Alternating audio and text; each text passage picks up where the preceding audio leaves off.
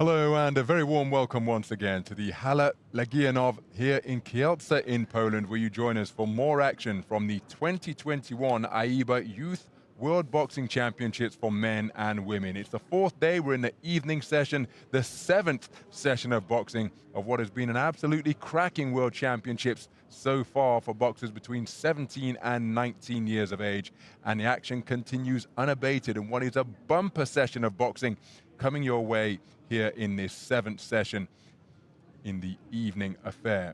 We've got 14 bouts scheduled to take place in the 64 kilogram light welterweight divisions and 75 kilogram middleweight divisions for men. And here's a look at some of the athletes who will be competing over the course of the evening session.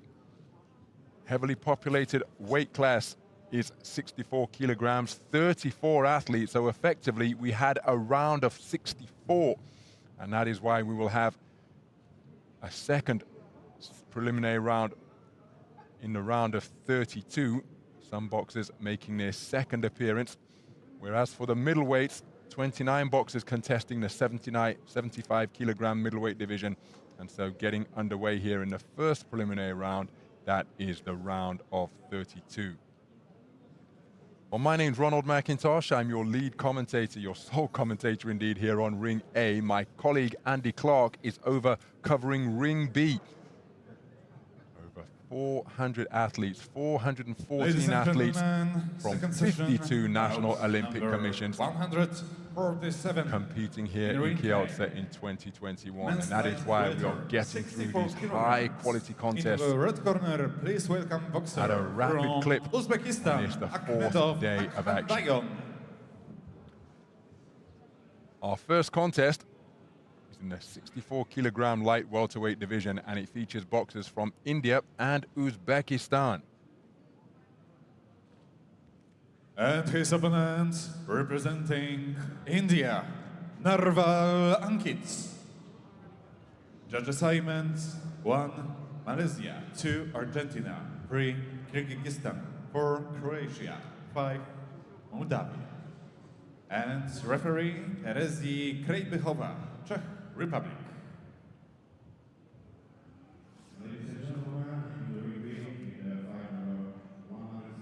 So here then the 5 judges seated around the boxing ring who will score this one. They're from Malaysia, Argentina, Kyrgyzstan, Croatia and Moldova.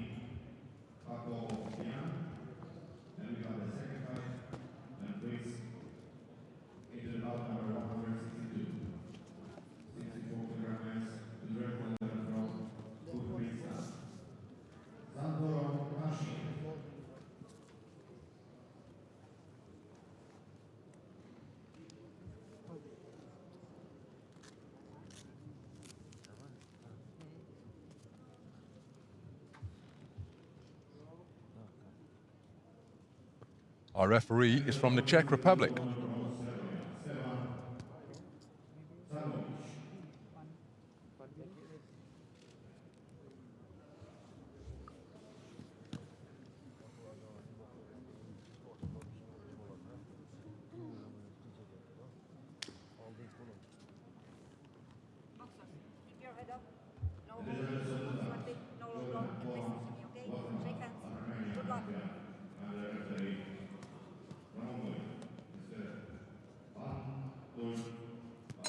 Round 1. So we're underway then, 64 kilogram light welterweight action between boxers from Uzbekistan and India. The southpaw wearing red is the Uzbek representative. Is Akhmadjon Akhmedov, 18 years of age, facing off against a fellow 18-year-old who has just scored with a good right hand to the body. And that is Ankit Narwal of India. Ankit Narwal competing in his second contest here in Kielce 2021. Having boxed on the second day of competition and prevailed with a very impressive display indeed, a unanimous point decision victory, where it's the first round of the first contest of the tournament for the man in red, the beneficiary of a bye in the round of 64.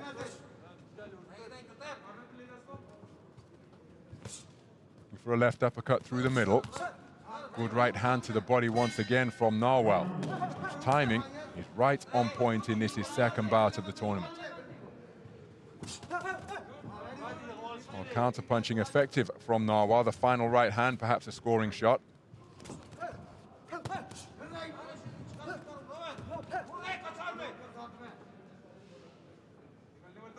So Akhmedov looking for that left hand. But that's a beautiful right hook. It was short and crisp, and then a burst of punches to the body, concluded by a left hook upstairs from Narwal. Good left hand downstairs from the Uzbek boxer, but countered by a right hand over the top from the man in blue, and another right hand success for Narwal beyond the midpoint of the opening round. Boxers of contrasting statures combining to make a very good first 2 minutes or thereabouts. Beautiful right hand once again. He moves his feet so quickly to get into space, does Narwal, and then he explodes with short, crisp counters. And Akhmedov, well, he's just got to give himself the space to get his punches away here, because look at how he was outworked during the course of that exchange. Akhmedov had the final word, but the greater volume of more effective punches came from Narwal. Well, the chin strap of Narwal going to need some attention.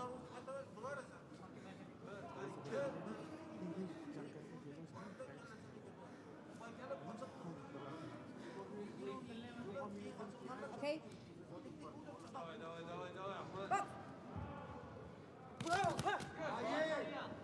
So less than a minute to go here in the opening round, and Narwal has targeted both body and head very effectively indeed. Trouble with his head guard once again.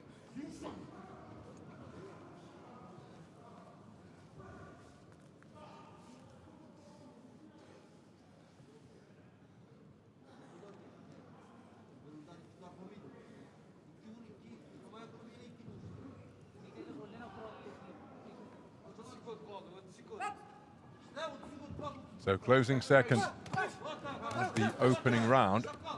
Akhmedov looking for the range with that southpaw left, but he's fallen short with it repeatedly, trying to measure his man with the lead right hand. That left right did get through. And credit to him, is trying to quicken his work rate here, but good defense by the erected gloves and forearms of the man in blue, who then comes forward and lands with a right hand to the body, turns it into a right hand around the corner.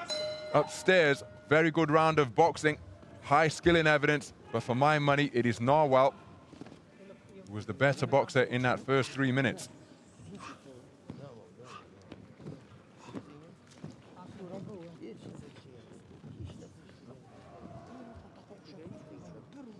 And here's confirmation, a clean sweep across the board in favor of Ankit Narwal.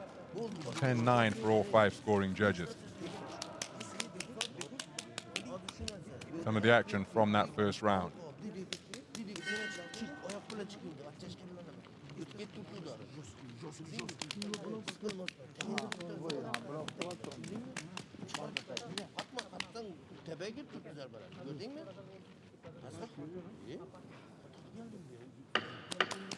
Second out, please.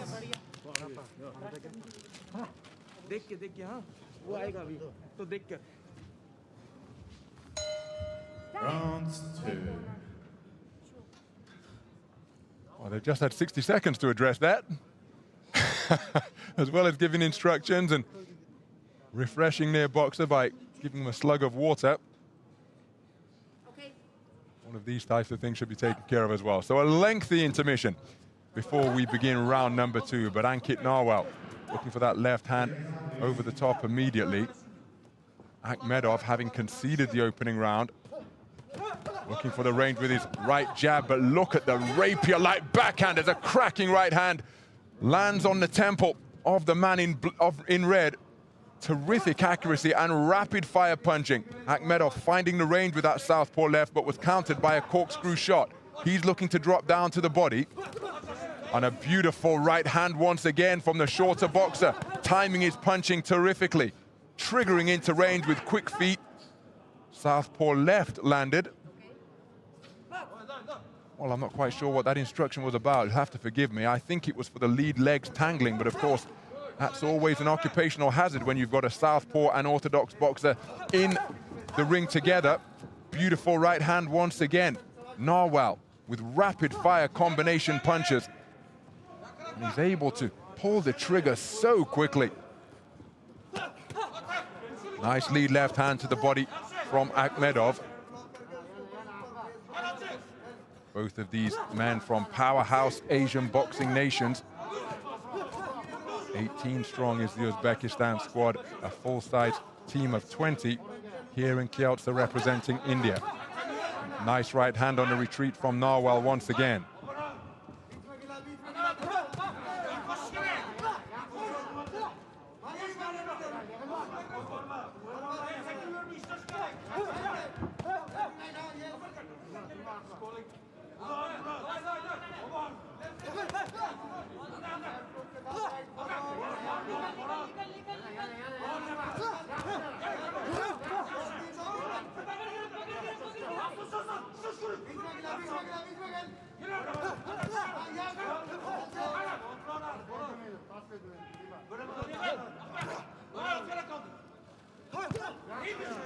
Well, that attempted right hand long from Narwal.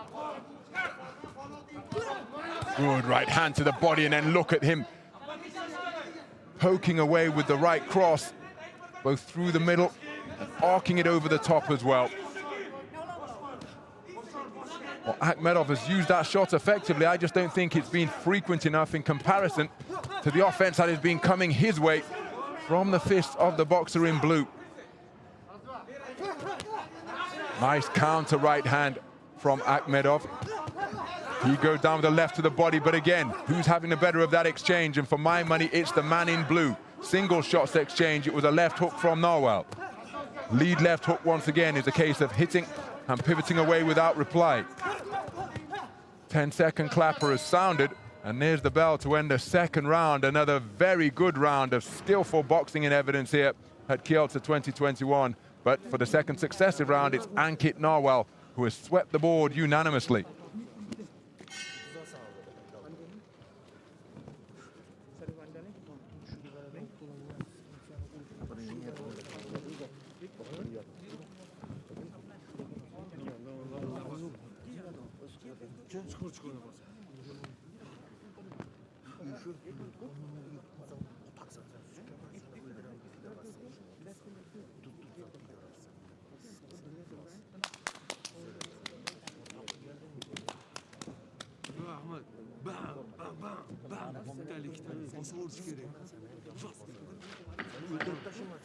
Seconds out, please.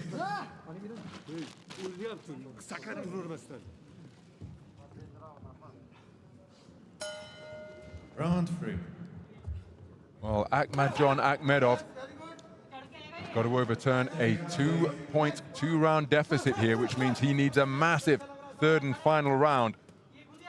But Ankit Narwal competing in his second contest of Kielce 2021, scoring with a right hand around the corner. Akhmedov trying to get his jab working, but that is the type of burst of activity that Narwal has used to terrific effect consistently. There you see a lead left jab beating the taller, longer, rangier fighter to the punch by courtesy of his sublime timing.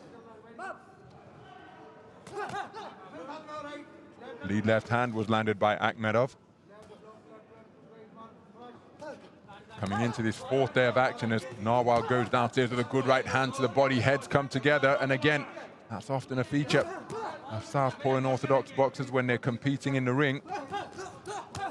But Narwal almost goading his man into letting his hands go there, hands down by his belt line and trusting his reflexes that he's going to evade the shot and score with a crisp, accurate counter. Nice use of the legs from Narwal to spin back to center ring. His offensive foray was long on that occasion.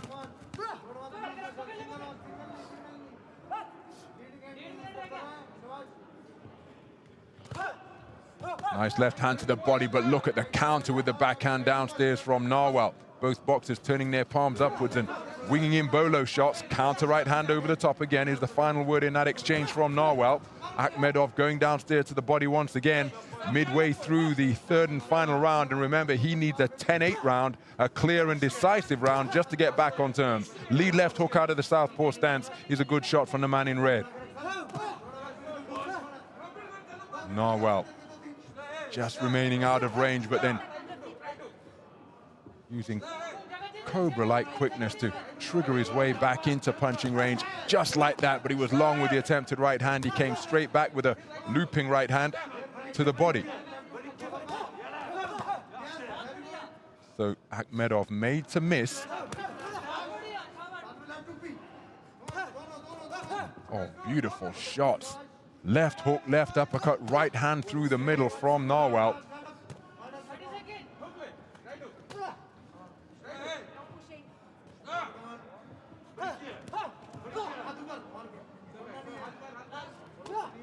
Chopping left hand is a nice shot from Akhmedov, but he's in the realm where he needs a single shot stoppage now. And Narwhal, oh, that's a beautiful counter.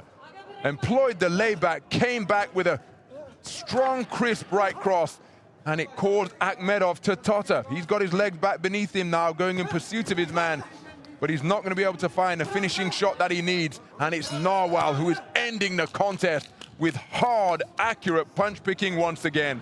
A terrific display from Ankit Narwhal, and he has undoubtedly eliminated Akhmadjon Akhmedov of Uzbekistan. Very good display indeed. Composed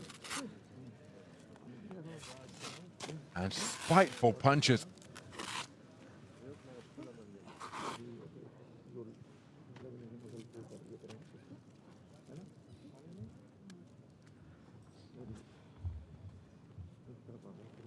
Well, let's get confirmation. That should see the 29th. Ladies and gentlemen, the winner of this bout by unanimous decision is the boxer from the blue corner, Ankit Narwhal. Well, there is confirmation of a unanimous points decision victory for Ankit Narwhal, the 2019 Asian Championship silver medalist, producing a terrific display.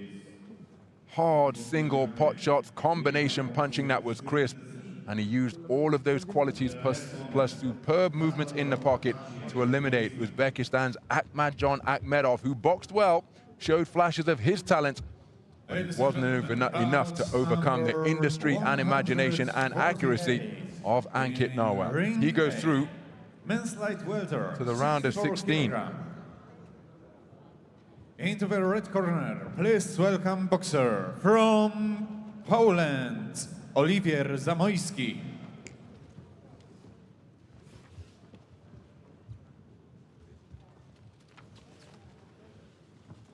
And his opponent in the blue corner, representing another country, Lithuania, is Nedas Gudomskas.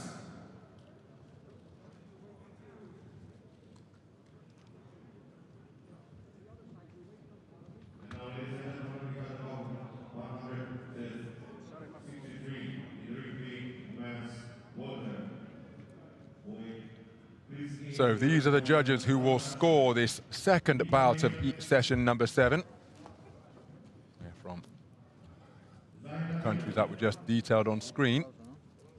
Here is the home boxer, Judge assignments in UK, Zamojski. Singapore, His Kyrgyzstan, opening bout. Bosnia and Herzegovina, Taipei, Delta India. 2021. Referee Naim Ramaj, Croatia.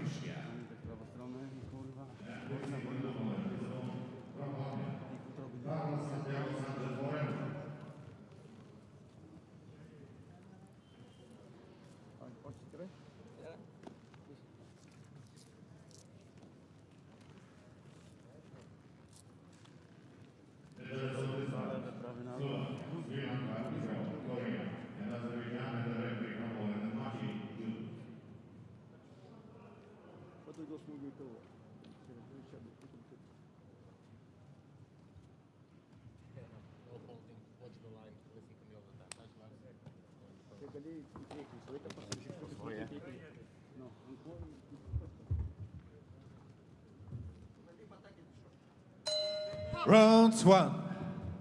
So we're underway then.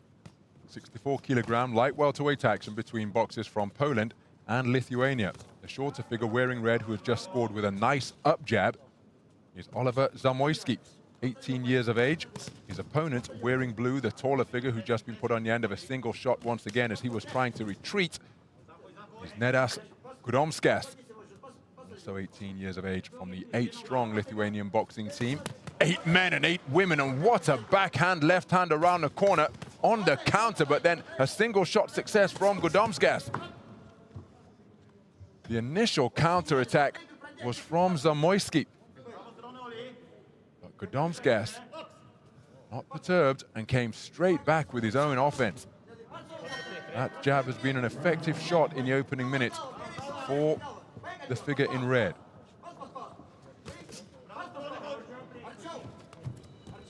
Team coming forward with it, doubling, tripling it up. Couldn't quite find the range. But it is a really rapid shot that he possesses. Corkscrew right hand and left jab was short of the mark from Gudomskas.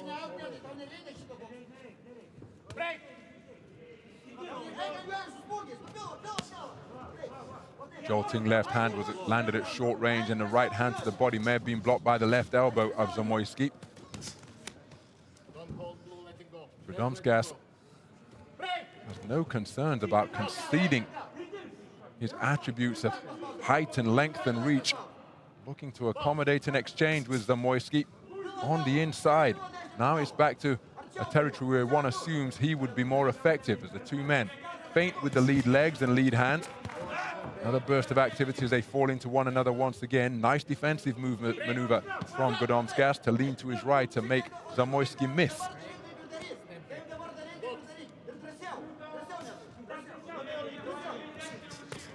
Nice corkscrew left hand landed by the man in blue. Then he turned a right hand underneath into the pit of Zamoyski's stomach. Turning southpaw momentarily was Gudomskas. He walked onto it. He may have been switching his feet, and he took a shot clean on his chin. Switch hitting is all very well, but you want to do it without getting countered while your feet are changing. Again, the chin of Gudomskas wide open as he's looking to bring up punches from his belt line, and Zamoyski has found it with cuffing shots around the corner. So closing seconds of the opening round. Gudomskas looking to go downstairs. Right hand landed on the head. That's a beautiful left hand to the body. The right hand not as effective, but the left hook upstairs from Gudomskas was. Nice 3-shot combination from him. Oh, what a right uppercut from Gudomskas. My goodness, that's a peach of a punch. Swayed out of the way, came back and uncoiled an uppercut right on the bell.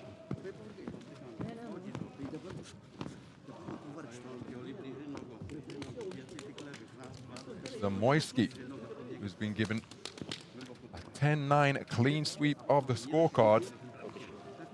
Gudomskas certainly in the contest, and perhaps landed the best punch of the round with that final right uppercut just before the closing bell. Some of the success of Zamoyski, and again the chin of Gudomskas wide open as he was looking to let his own hands go. But seconds out, please.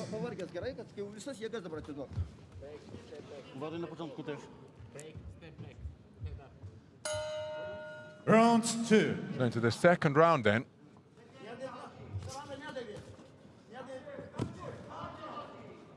Again, Zamoyski, who's used that jab to terrific effect, varied it, going both to body and head. Gudomsky looking for that counter right hand once again, as he landed so effectively before the bell to close the first round. Left hand got through from Gudomskas.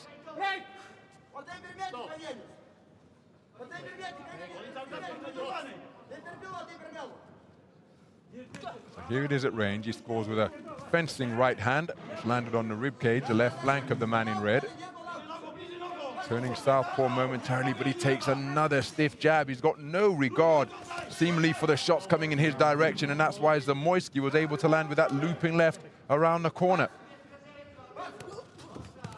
See the tactics that he's trying to employ, but there is one line of defense when you hold your hands in that fashion, and that's an observation rather than a criticism. Some of the greatest boxers of all time have gone about their trade in that style. But if the head movement doesn't work, or there's no room to back up into, then you often end up getting tagged cleanly on the chin. And that is what has befallen Gudomskas repeatedly in this contest, just as it did with that left jab. Now he comes forward with hands held high. Still a big gap between them, heads clash together. Zamoyski digging away with that lead left hand. Good left hand to the body from Gudomskas, who really does get good leverage onto his punches, but they tend to just come as singles. He commits so much to the shots that he throws, and he's not able to get combinations going. It's almost a binary affair, and he loads up on that one shot and lets it go. It either lands or it doesn't. You see, while he's launching the 1-2, he fell into his man and then took a left hand on the chin of the cheeky variety from Zamoyski.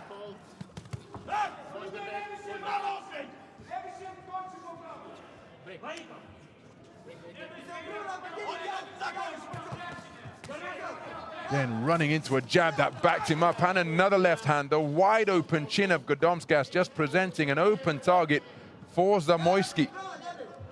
And you have to admire his competitive spirit, but there's surely got to be a tactical change. Given in the corner, maybe he was given it anyway, and he's just so intent on getting after Zamoyski.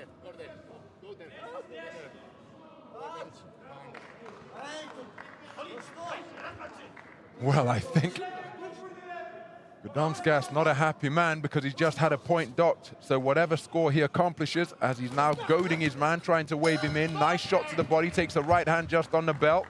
No love lost between these two, it's safe to assume. Hard fought affair, but one suspects it's going to be a 10-8 round. Well, it is indeed for 4 of the 5 judges. Judge C preferring the work of the man from Lithuania, but the other 4 preferring the work of Zamoyski, and so that is effectively a 10-8 round because Gudomskas was docked a point after being given a warning.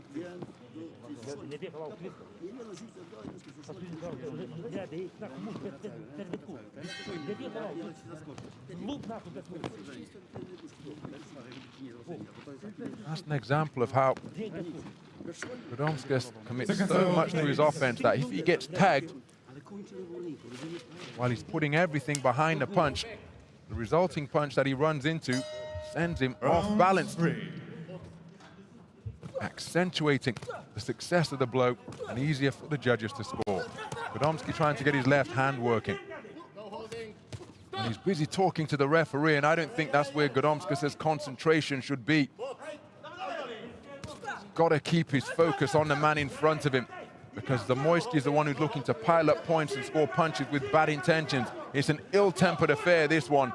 And Gudomskas is in danger of losing his cool here, but a point has been taken the other way from Zamoyski. So a warning issued each, and now Zamoyski can score no more than 9. But he gets back to work with some terrific punch picking. And Gudomskas having no regard for protecting his chin whatsoever. Looking for his own punches, that's one side of the game, but not concerned seemingly with what's coming back. And again, these are observations, not criticisms, because you have to keep in mind that these boxers between 17 and 19 years of age, but this is the global stage. And these boxers invariably among the best in their homelands and the best in the continent. Indeed, Zamoyski is the reigning national champion of Poland, having claimed the title in 2020. Gudomskas, a fellow youth champion, having taken the title in the same year at 64 kilograms. And you can see that there is plenty of pride at stake. As you'd expect, look at Gudomskas visibly biting down on his gum shield and stepping right back into the breach. But as well as intensity and ferocity, as he takes another right hand and a right uppercut in the inside, you have got to think in all sports in general and boxing in particular. But fire in the heart is something that often can't be taught, and these two boxers certainly possess that in abundance. But you have got to remain cool in the head at all times. And Gudomskas, on some instances, at many instances in this contest, has given the impression of a man who is boxing in a red mist. sole intention is to lay his hands on his man. But look at that, he's running into punches repeatedly, wide open, and hasn't made any adjustment in that regard. All contest long, his head being swiveled left and right.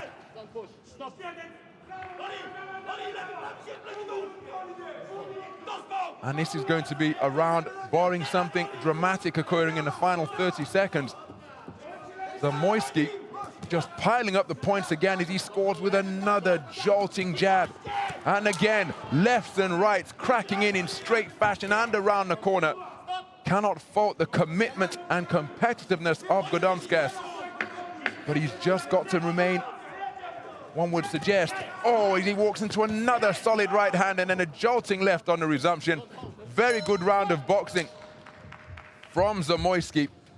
He's been docked a point, but for my money, he won that round, and so that will be a 9-9 round. But of course, that is just my perspective. The opinions that matter are those of the 5 scoring judges. Each man docked a point during what was a pretty ill-tempered affair at times. Such was the desire of both of these boxers to prevail. But Godomski, nice shot selection, plenty of power in his punch, or leverage in his punches, but he had no regard for what was coming back in his direction. Here's the verdict. Ladies and gentlemen, the winner of this bout by unanimous decision is the boxer from the red corner, Oliwier Zamoyski, Poland. So Oliwier Zamoyski with a unanimous point decision victory over Nedas Godomskas of Lithuania, and that is how he did it. You see, 1 warning issued apiece, 1 in round 2 for Godomski, 1 in round 3 for Zamoyski. But it is the home boxer, the Polish boxer, who goes through to the round of 16 here in the 64-kilogram light welterweight division. So you see Zamoyski 10-8 for 2 of the judges, so he still won that round 9-8, despite being given a warning for holding during the course of the 3rd.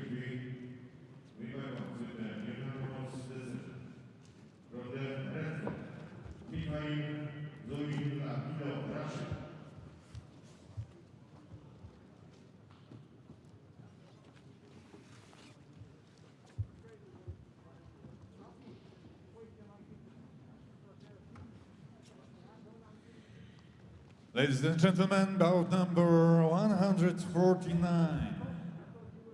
In ring A, men's light welter, 64 kilogram. Into the red corner, please welcome boxer from Morocco, El Khanhaf Anayam.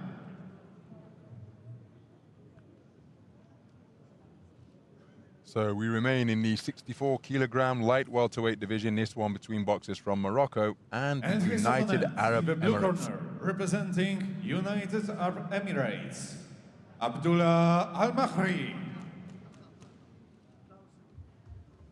Judge assignments: 1 Argentina, 2 Italy, 3 United States, 4 Czech Republic, 5 Scotland.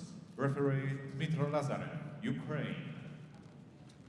They're the 5 scoring judges observing this one. They're from Argentina, Italy, United States of America, Czech Republic, and Scotland.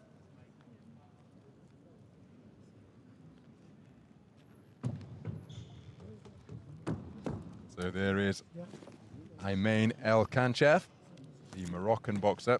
Waiting in the blue corner is the man boxing for the United Arab Emirates, and that is Abdullah Al-Mahri.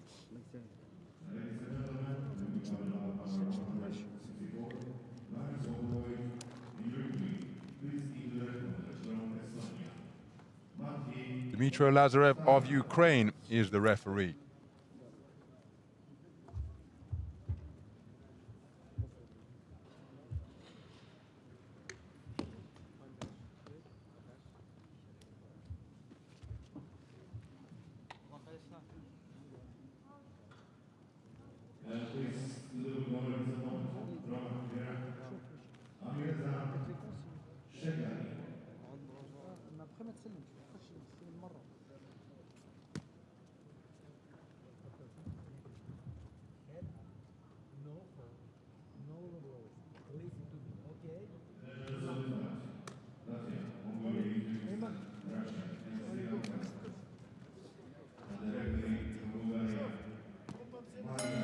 Round one. So we're underway then. 64-kilogram light welterweight action between two 18-year-olds from, an 18 and 17-year-old from Morocco and United Arab Emirates. The boxer wearing red, trimmed with white and blue, is Amain El Kanchaf, 18 years of age, from Morocco, competing in his first bout here in Kielce 2021. His opponent, wearing blue, is Abdullah Al Mahri.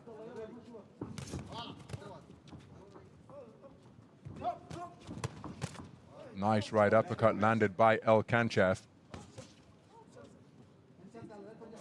Abdullah Al Mahri comes in here having taken national titles on the junior stage, participated in the Continental Championships, in the Junior Asian Championships in 2019.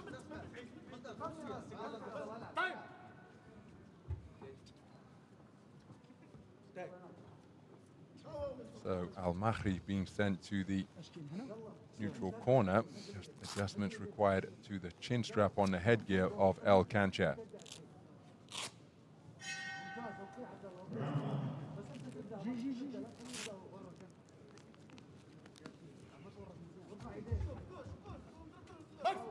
So the referee issues a command of box and the action resumes. Nice left jab landed by El Kanchaf. He's the taller of the two. Not quite sure why El Kanchaf was looking over his shoulder outside of the ring, I think to get instructions from the red corner.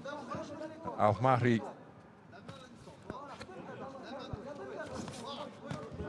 beautiful left hook, and it brings about a standing counter, single shot, and it was a real howitzer right on the button.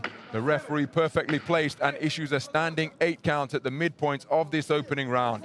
A beautifully picked punch from El Kanchaf, and a right cross on the resumption, and another right uppercut swivels the head of the man in blue, still on unsteady legs, and this contest could well be called off here and now.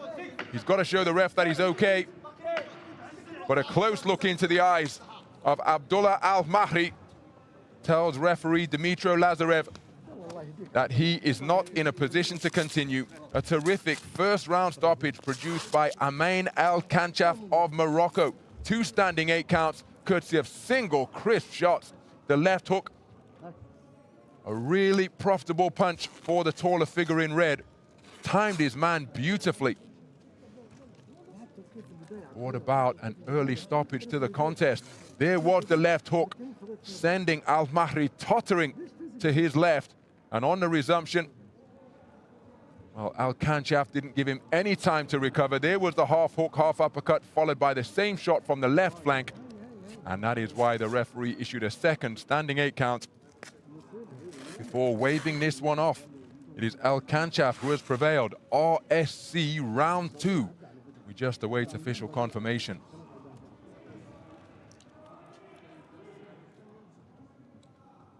Ladies and gentlemen, the winner of this bout by RSC first round is the boxer from the red corner, Ayman El Kanchaf, Morocco. So a first round stoppage produced by Amain El Kanchaf of Morocco. Less than 2 minutes on the clock. And it is the Moroccan boxer who goes through to the round of 16 in the men's 64-kilogram light welterweight division. Very good punch picking indeed.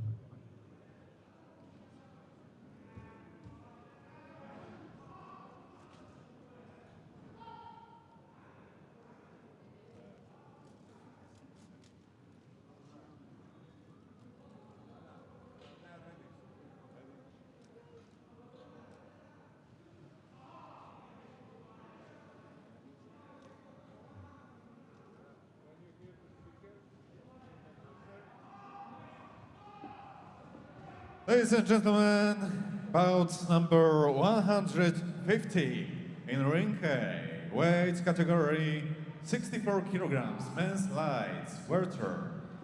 Into the red corner, please welcome boxer from Croatia, DZIEE.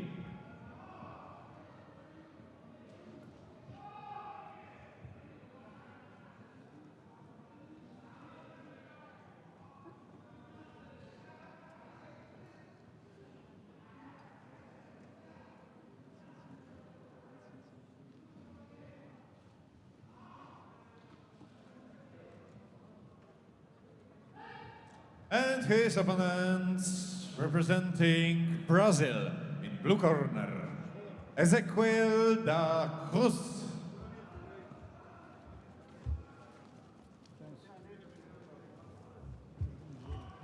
Judge assignments: 1 Kazakhstan, 2 Hungary, 3 Taipei. So we remain in the 64 kilogram light welterweight division, and this a contest between boxers from Croatia and Brazil.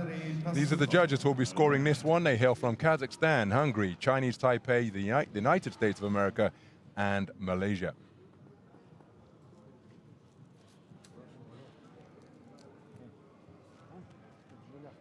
Here is the Croatian boxer, suiting up in the red corner, Andy Idrizi. His opponent, Ezequiel da Cruz of Brazil. Sportingly making his way around the boxing ring. Greeting everybody before he gets the headgear strapped on, and will await the inspection from the third man in the ring.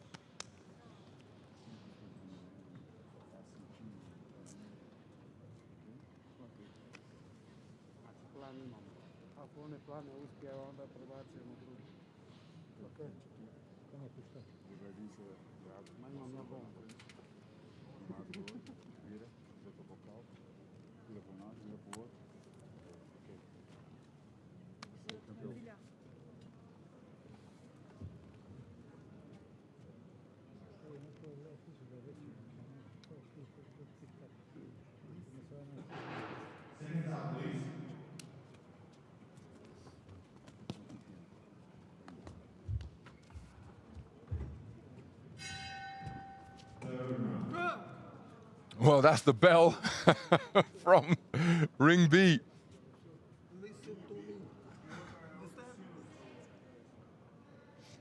So we await the restart after what is effectively a false start.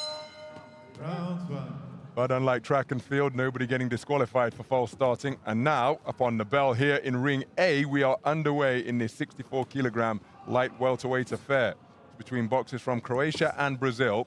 The man wearing red is Andy Idrizi, 17 years of age. He's just taken a good right hand over the top from the boxer wearing blue, and that is Ezequiel da Cruz, 18 years of age, part of a 7-man Brazilian boxing team. No women boxers representing the South American nation, and that's the case for the Croatians as well. He's here as part of a 5-man squad, is Idrizi. But it's da Cruz who has made the brighter start here. Both boxers receiving byes in what was effectively the round of 64. 34 boxers making up the 64 kilogram light welterweight division.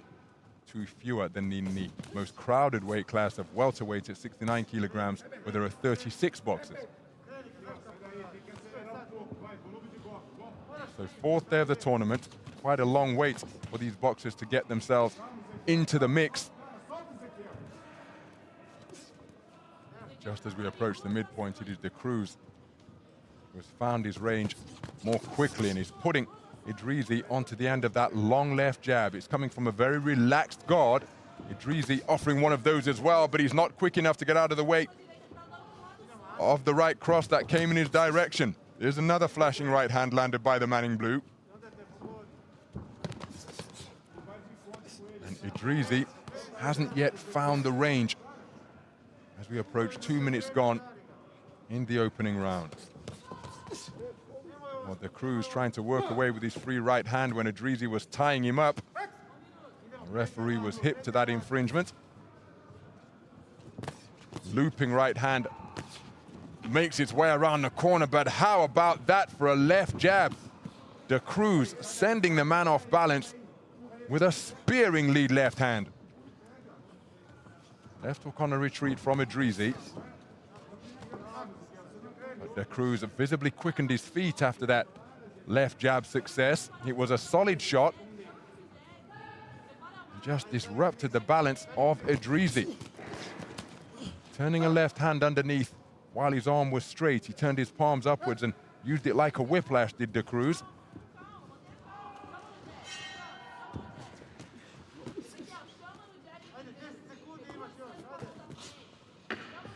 So closing seconds of the opening round. It's still Idrisi taking the long route around the boxing ring.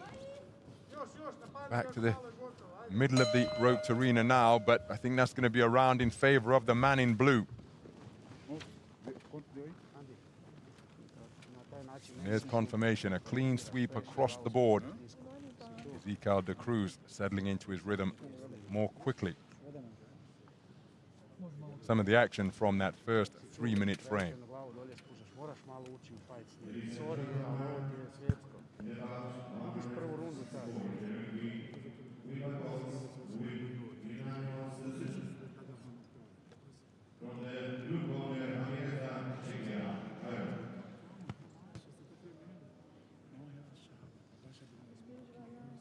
Previše spuštaš ruke dolje i onda te pogodi bez veze bodove radi na tebi. Mislim, nije on ništa nešto ekstra. Svađa se i bodu. Passa com a mão da frente pra não encostar demais. Para, usa esse jab, cara. Round 2. So we're into the second round. A 64-kilogram light welterweight contest scheduled for 3 threes. And that shot right there, the lead left hand of Ezequiel De Cruz, was really effective for him in the opening round. Here he drops down with a spearing right cross to the body. Turns the palms upwards and lands with the same flank. So Idrisi hasn't really got to grips with the man in front of him yet.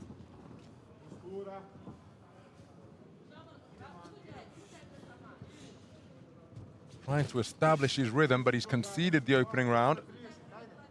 Here continuing to box on the back foot, but if he's waiting for counters, well, he may be guilty of waiting too long. So he's trying to lean away from the punches, and when he's against the ropes, well, it's disrupting his balance and he's not able to come back with his intended counter punch. De Cruz has turned southpaw, presenting a different look to the Croatian boxer wearing red.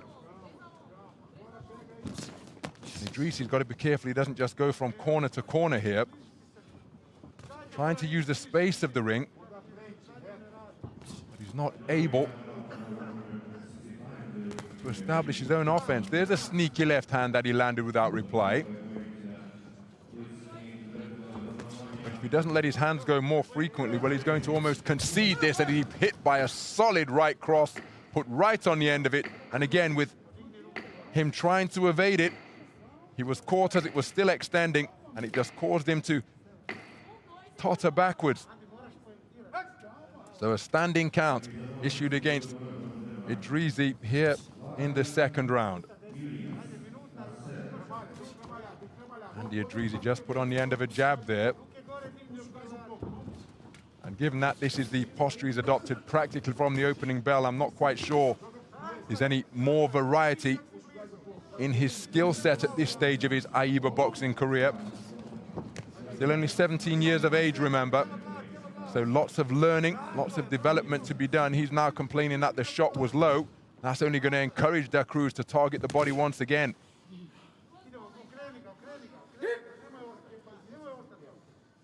In addition to all of the skills, boxers often taught to practice a poker face. Don't let your opponent know what you are thinking. Particularly if you've just taken a shot which has put you in some distress. There are, of course, exceptions to that. And those who will grin disdainfully, those who will shake their head contemptuously. But for the the most part, you don't want to give anything away up there in the boxing ring. Oh, that's going to be another round in favor of Ezekiel de Cruz. He scored a standing 8 count with a beautiful long right cross. And indeed, it's 10-8 for 3 of the 5 judges. That wasn't because of the standing 8 count. It's because it was a clear round, a clear margin of victory for the Brazilian boxer wearing blue. That's how the 10-point must system is interpreted in AIBA boxing. Distinct and different from the interpretation in the paid ranks, where a trip to the canvas is often what brings about a 10-8 round. In AIBA boxing, 10-9, where a boxer must score 10, is for the victor of a close round. And there's the right cross that put Idrissi into the neutral corner and brought about a standing count. But it's 10-9 for a close round, 10-8 for a clear winner, and 10-7 for total domination. And of course, all of those things can occur without taking a trip to the canvas. So into the third and final round then, it would be, well, I think Idrissi knows he's got to do something different, but I'm just not quite sure it's within his toolkit at the moment to do anything different. So you can see that he's a back foot boxer, a counter puncher, but here he finds himself down by a considerable margin after conceding the opening 2 rounds unanimously. But there he comes back with a right hand left hook, and maybe that is his only way back into the contest here now, is to take de Cruz out inside the scheduled distance. For de Cruz, who's been having things pretty much all his own way through these completed 2 rounds, well, that's a reminder to him that there is a live opponent in there with him, and he can't afford to lose concentration for a second. Voidy said, as long as the opponent remains on their feet, they are a threat. And so de Cruz won't want to present the opportunity for Idrissi to land a shot which takes him out inside the distance, because from my perspective, that's the only way Idrissi has of getting back into this contest here now.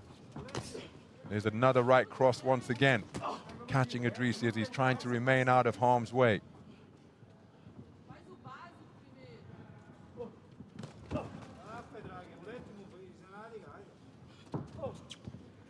So de Cruz, in pursuit of his man, couldn't quite find a range with that right hand lead out of the orthodox stance.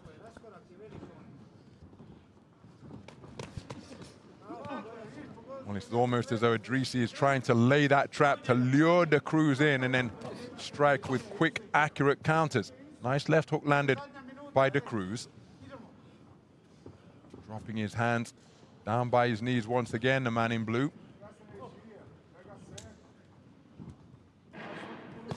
There's a beautiful lead left hook landed by Idrissi. Timed that one sweetly. But again, he's going to need more volume than he's demonstrating here, because he's trailing by some distance, and if he hopes to prevail, well, he's got to take his man out of there. He's landed a couple of eye-catching combinations. Say combinations, the most recent one was a notable lead left hook, and the other one was a 1-2 combination out of the corner. But while he has enjoyed those sporadic, rare successes, de Cruz has just been piling up the points and pretty much controlling this one.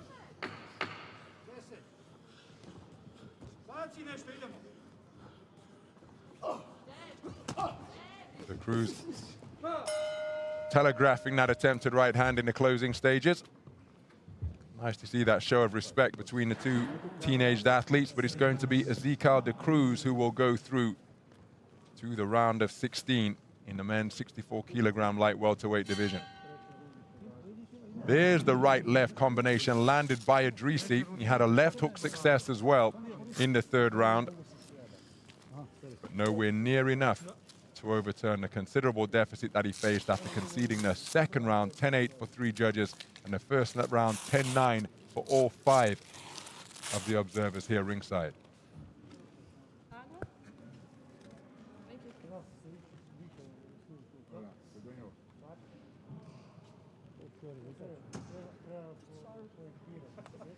Ladies and gentlemen, the winner of this bout by unanimous decision is the boxer from the blue corner, Ezequiel da Cruz, Brazil.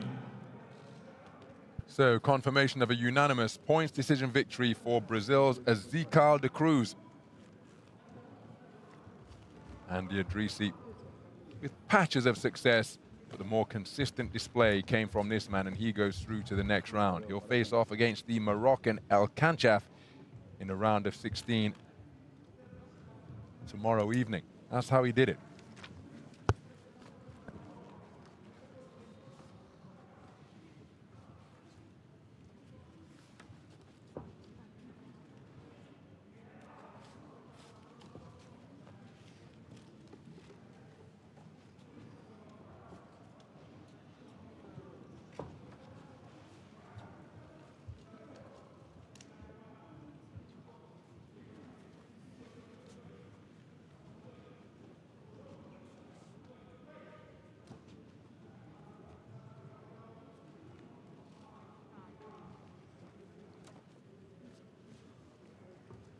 Bout number 151 in ring K, men's light welter, 64 kilograms. Into the red corner, please welcome boxer from Belarus, Alexander Dornar.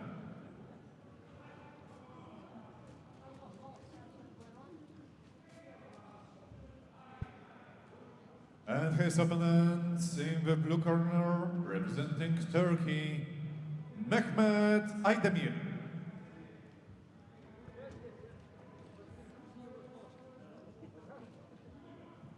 Judge assignment: 1 Singapore, 2 India, 3 Croatia, 4 Italy, 5 Kyrgyzstan. Referee Manuel Villarino, Argentina. So they're the 5 scoring judges who will be observing this one from Singapore, India, Croatia, Italy, and Kyrgyzstan. The arbiters of this contest between boxers from Belarus and Turkey.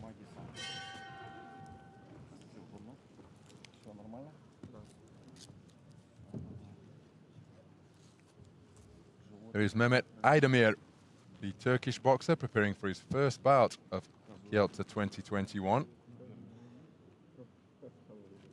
He's wearing the red shorts, vest, and head guard. Manuel Villarino has just given him the once-over over in that red corner.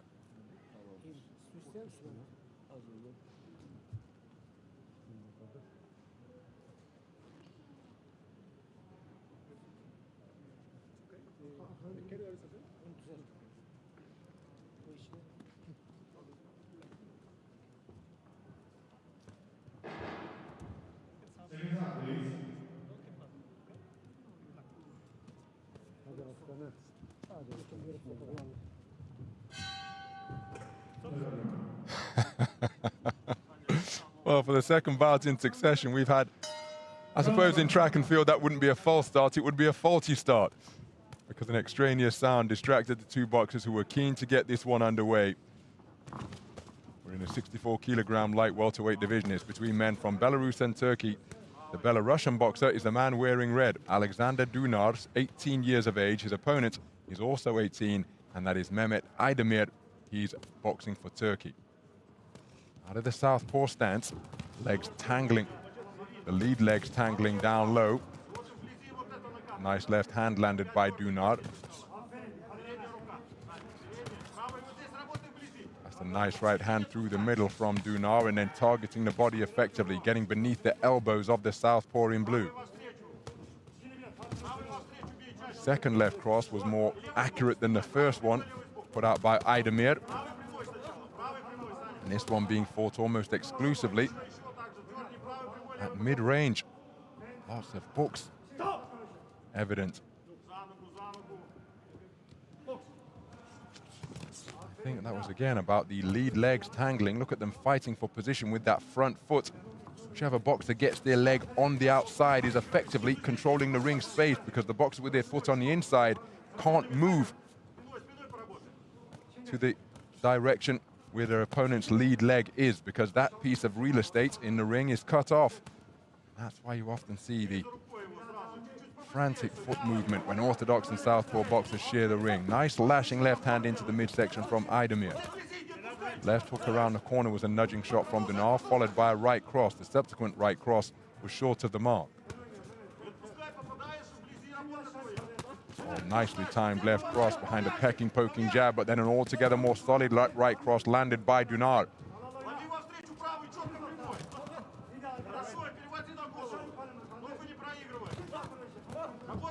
Just got to be careful that these guys don't smother their own work. Both long-limbed boxers. Nice left cross landed through the middle by Aydemir. Right hook around the corner is the response from Dunar.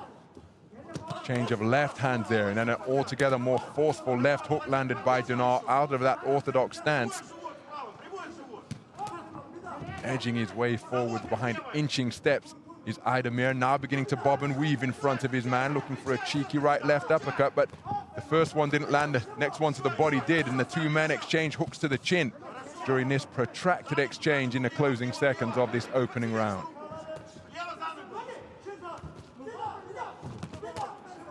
Nice right hook around the corner from Dunar.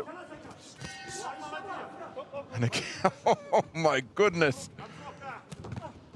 Well, how often have we seen that? But you can hear, well, I don't know if you can hear, but there's a different tenor between the implements being rung on rings A and B. Here on ring A, we've got a gong. Over on ring B, it's a traditional bell. But the tone of each is catching out the athletes here in ring A. In the meantime, we've had a clean sweep off the board in favor of Dunar. 10-9 in his favor from all 5 scoring judges. Some of the action from that first round.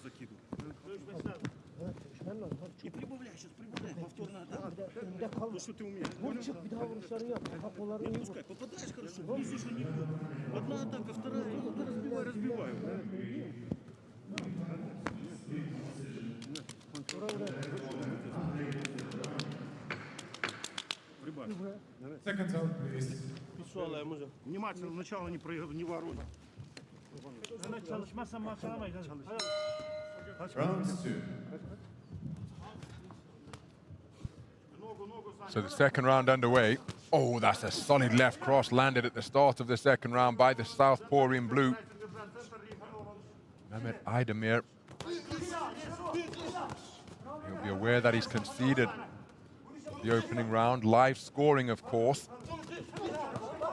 Available immediately almost as the bell sounds. Each of the scoring judges has to score for red or blue within 15 seconds of the round being completed. That is why here on this AIBA live stream we're able to bring you the scores immediately after rounds 1 and 2 before the verdict.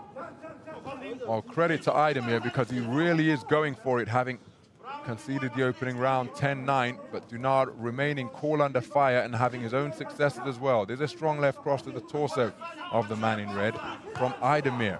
Backhands exchanged upstairs from both boxers. Good work to the body before spinning off the line from Dunar. Nice left cross once again. Oh, terrific left hand downstairs during that exchange from Dunar.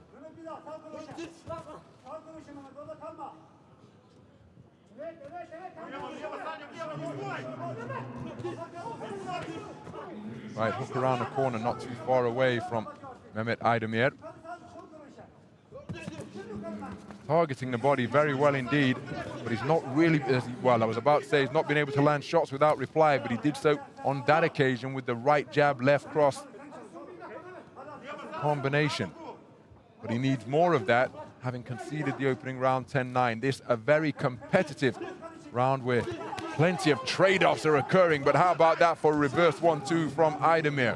Left cross, right jab, and now quickening the tempo and having more success during the course of these exchanges, certainly getting the better of that one, which occurred over the previous 20 seconds or so.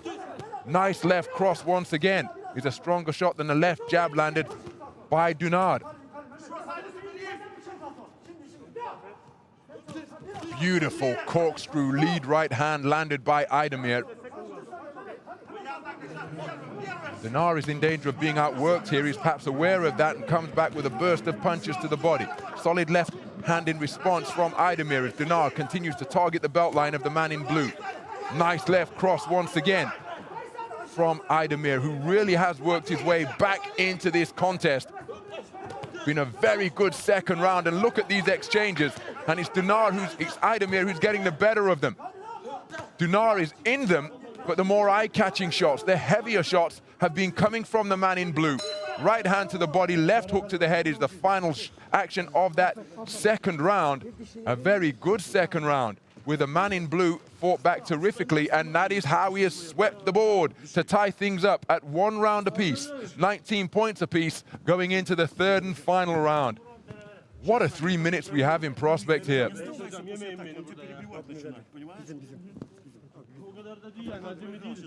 Well, you have to credit Mehmet Aydemir. Not a slow start by any means, but he was outboxed in that first round. And what a response.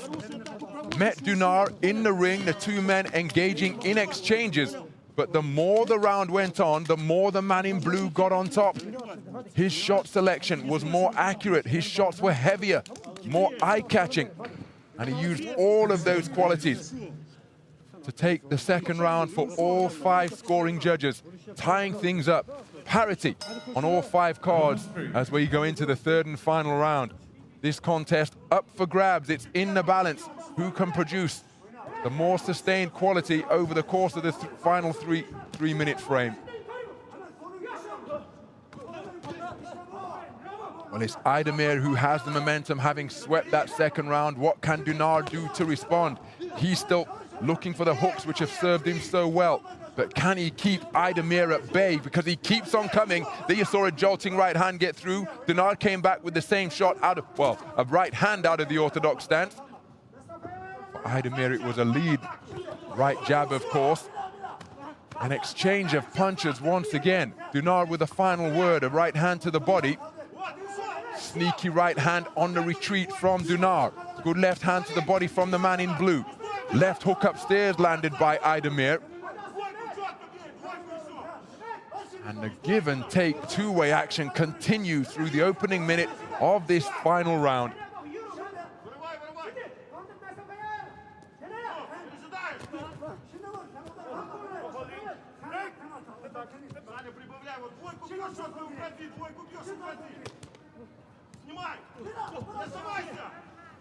So approaching the midpoint of the third.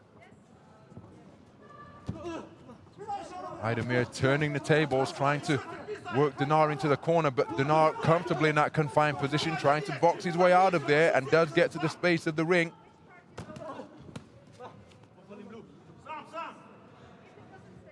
He's got to be careful that he doesn't fall into the trap of following Dinar around the boxing ring. Aydemir, he's got to cut the ring off to try and slow Dinar's movement down. And I'm not sure single shots are going to get it done here for Aydemir. His success in the second round came through combination punching, through 2- and 3-phase attacks. Now, he did put an awful lot into the second round, and maybe he doesn't have the energy to demonstrate that type of boxing here in the third. A minute to go in what has been another competitive session of boxing. But Aydemir just doesn't have the quickness of foot seemingly here to cut off the avenues of escape that Dinar is fashioning up there in the ring. Swinging and missing now, the accuracy decreasing from Aydemir. 30 seconds to go. He's becoming increasingly untidy, and there's a beautiful single right hand landed by Dinar. Right hand again landed in response from Aydemir, because Dinar was responding to the sound of the bell from ring B. He's got his leg back beneath him. The two boxers exchanging shots during the course of that coming together. There's the 10-second clapper for ring A. Bustling away to the body is Dinar. Aydemir going for him while he's on the ropes near his own corner. Very good round of boxing indeed. Now, for what it's worth, I think it's Dinar who edged that final round, but we are going to the scorecards to decide who has prevailed in a contest that was tied up at 1 round apiece, 19 points apiece. After Dinar won round 1, Aydemir fought back magnificently to take round 2. But who will be declared as the victor of the third. Very competitive. I think the man in red has done enough to nick it, but again, that's just my perspective. Here at ringside, it is the verdict of the 5 scoring judges that count.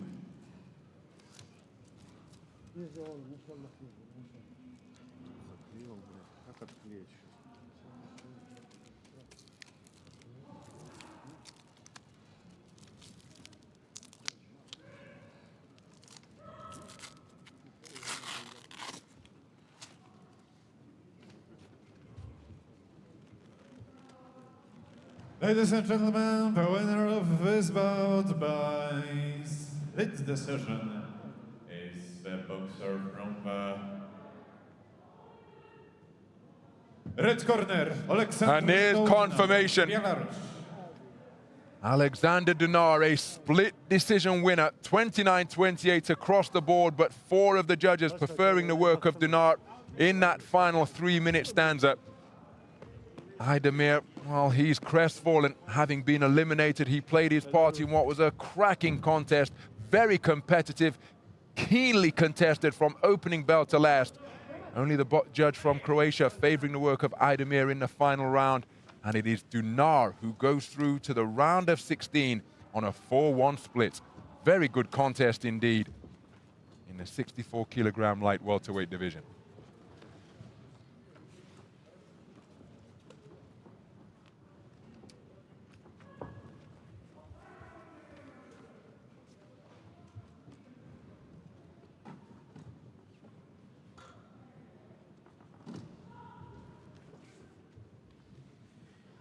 Ladies and gentlemen, bout number 152 in ring K, men's light welter, 64 kilogram.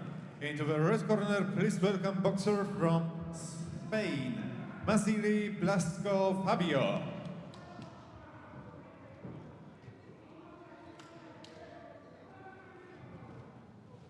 And his opponent in blue corner, representing Kazakhstan, Sabirstan Akhalov. Judges' statements: 1 Ukraine, 2 Scotland, 3 Malaysia, 4 United States, 5 Czech Republic. Referee Luka Badilon. So here are the judges scoring this 64-kilogram light welterweight contest. They're from Ukraine, Scotland, Malaysia, the United States of America, and the Czech Republic.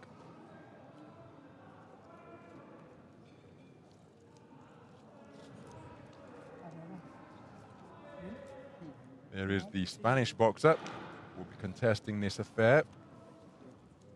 His opponent is from Kazakhstan.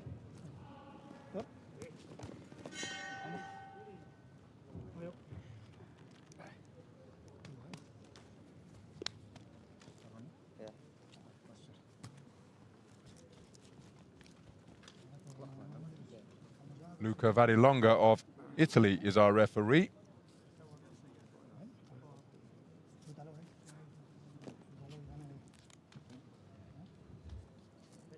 And there is the man in the blue corner, the Kazakh boxer. Over on the opposite side of the ring is his opponent, Fabio Mazili Blasco. Shabizan Alakikov is the Kazakh representative.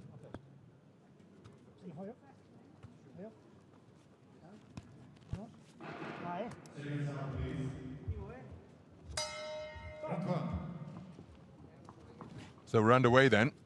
64-kilogram light welterweight action between boxers from Spain and Kazakhstan. The Spanish boxer is the man on the outside of the ring, or the perimeter of the ring, wearing red. That is Fabio Mazili Blasco. His opponent, the tall southpaw wearing blue, who's looking for a lead right hook, Shabizan Akhalnikov.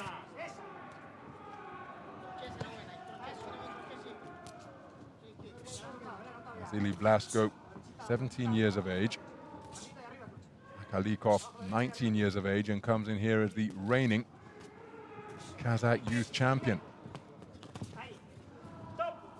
Not much experience on the international stage, Akhalnikov, But a very accomplished operator indeed, as you'd expect from somebody who can lift the national title in that passionate boxing nation. Demonstrating an educated lead right hand. And Vasily Blasko is really having a hard time getting inside the longer reach, greater range that Akalikov possesses. Piling up the points, targeting the torso of the shorter man, dipping at the knees and stretching his arms to full length to score with straight shots.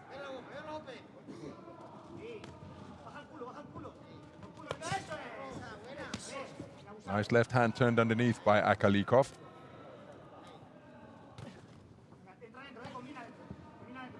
He's targeting the body almost exclusively.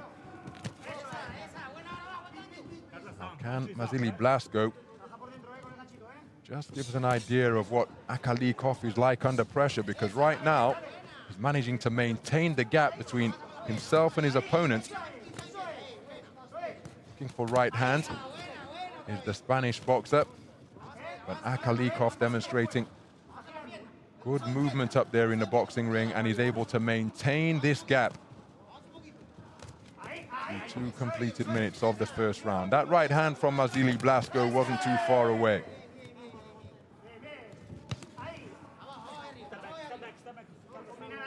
Once they get into that territory, well, surely Vasily Blasko has got to free his hands and burrow away to the body of the taller boxer.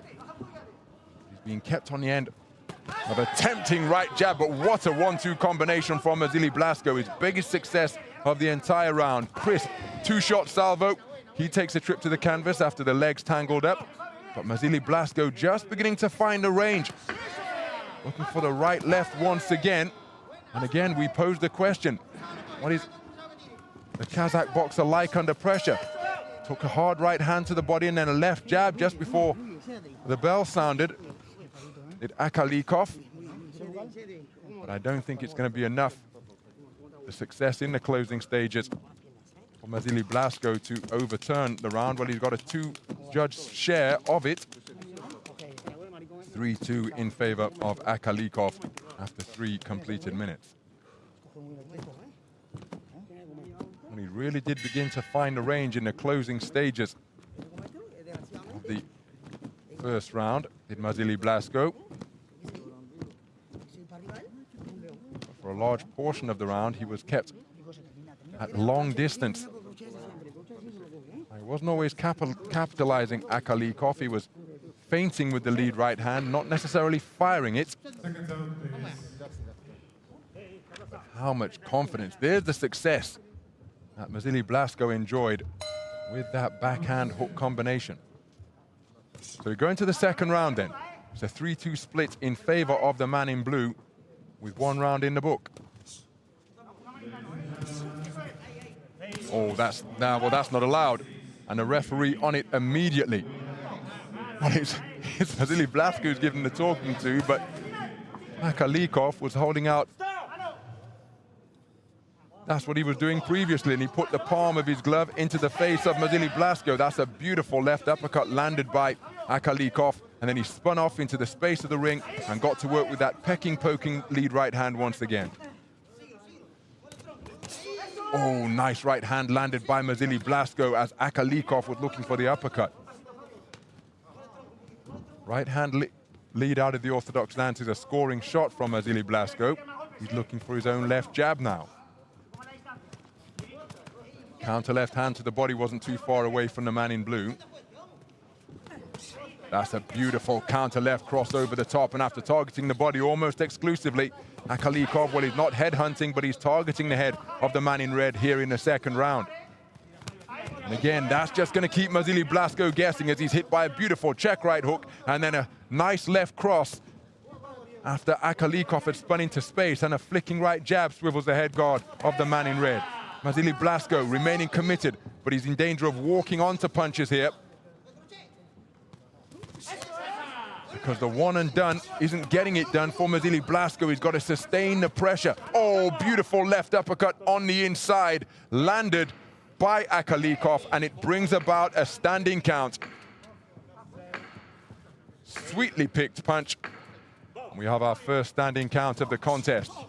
And Akalikov, well, it's been a very clever display, this, because in the first round, he was targeting the body of the man in red almost exclusively, but here in the second round, he's showing greater variety. There's a single shot success for Mazili Blasko. That's a cuff to the canvas.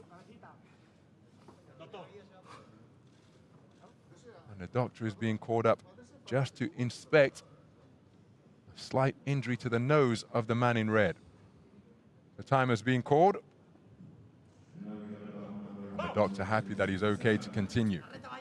Akalikov has boxed very cleverly indeed in this second round. When you put that in context with how he performed in the first, you have to give him credit for the manner in which he's devising and indeed executing the game plan as he scores with the left hand straight down the pipe.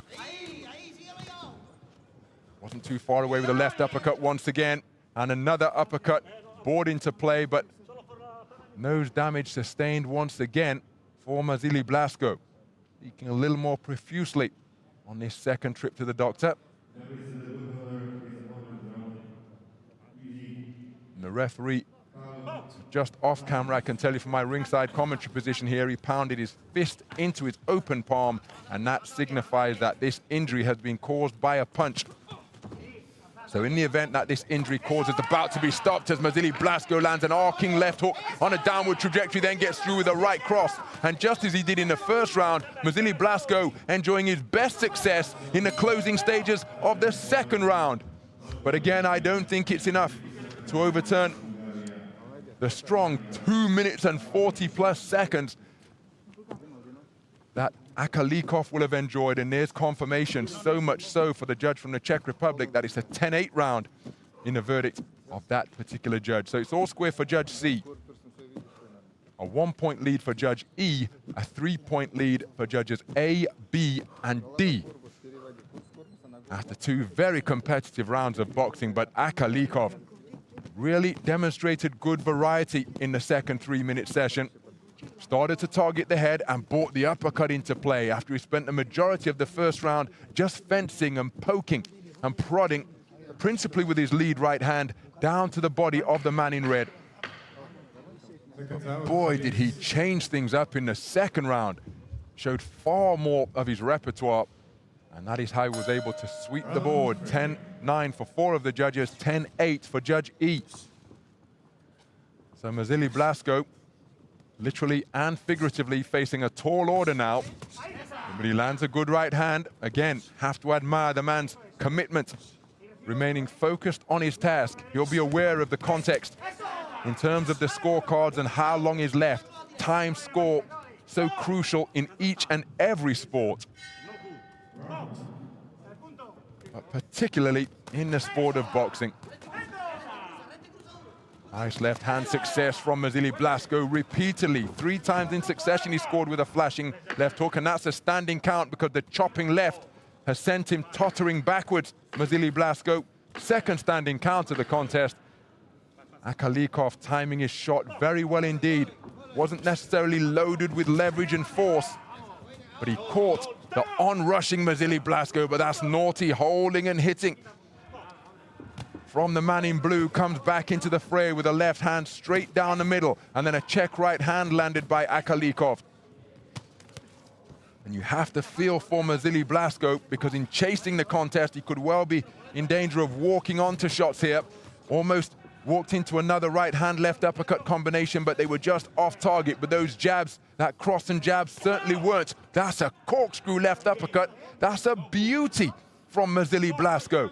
And just as he landed it, the referee called time to speak to Akalikov about an infringement, holding out that right hand like a lance to keep Mazili Blasko at bay. While the blood flowing a little more freely now on each subsequent trip to the doctor, the damage has increased. But the doctor happy that he is okay to continue, and Mazili Blasko will want to do exactly that. What a left hand on the resumption, landed down the middle from Akalikov. Using the space of the ring now, Mazili Blasko still going in pursuit of that left hand. Oh, he's living dangerously here is Akalikov. He's been spoken to repeatedly about that infringement. You can see Vasily Blasko breathing through an open mouth because that damaged nose is making it very difficult to breathe through the nose with his mouth closed. So again, his problems piling up by the second. The doctor on duty, cleaning up the injury and sending him back into the breach where he willingly steps, but he takes another left hand twice from Akalikov, whose timing really is notable. Been a very good display this by the reigning Kazakh national youth champion. Shown his ability to box on the front foot, on the back foot, and that's the third standing count. Remember, 4 maximum 8 counts permitted per contest, but the manner in which Vasily Blasko wilted, this one may be over right here and now. And indeed it is. Vasily Blasko disappointed, but he took a third standing count as Akalikov just continued to step further and further on the gas the deeper we went into this contest, showing more and more sides to his skill set. A very good display. It was light, feather-fisted punch-picking in the first round, almost down to the body, and nothing else came from the fist of the man in blue. But then in the second round, he began to score to the head. And then in the third round, bringing check hooks into play. Vasily Blasko deserves immense credit because he remained committed to his task despite his damaged nose, despite trailing on the scorecards, but he has been stopped in the third RSC. Ladies and gentlemen, the winner of this bout by RSC third round is the boxer from the blue corner, Sabirjan Akalikov, Kazakhstan. So Sabirjan Akalikov, with just 19 seconds remaining in the contest, producing a third round stoppage. 3 standing counts were administered against Fabio Vasily Blasko from Spain. What a game little athlete and boxer he is. But Sabirjan Akalikov turning his attributes of height and length and reach into supreme assets, using them superbly.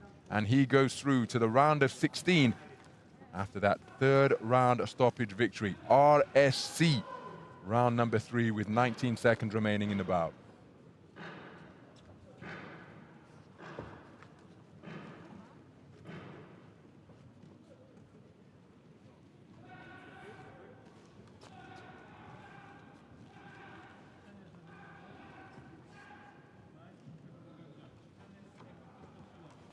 So that's backstage here at the Bout number Hala Leginov. 53 in ring A, men's light welter 64 kilograms. Into the red corner, please welcome boxer from Cuba, Darian Javier Castro.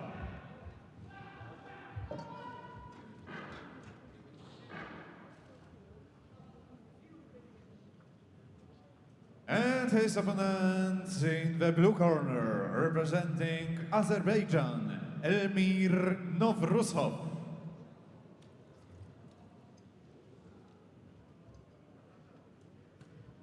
Judge assignment 1, Taipei, 2, Moldavia, 3, Kazakhstan, 4, Hungary, 5, Bosnia and Herzegovina, referee 9, Ramach, Croatia. So here are the judges who will score this one. They come from Chinese Taipei, Moldova, Kazakhstan, Hungary, and Bosnia-Herzegovina.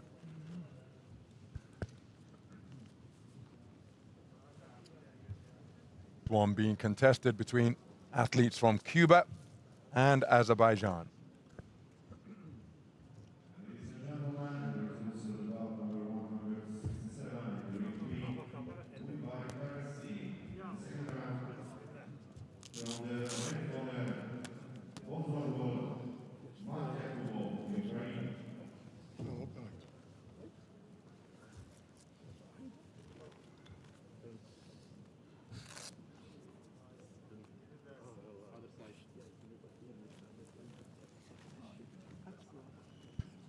Naim Ramaj of Croatia is the referee up there in the boxing ring.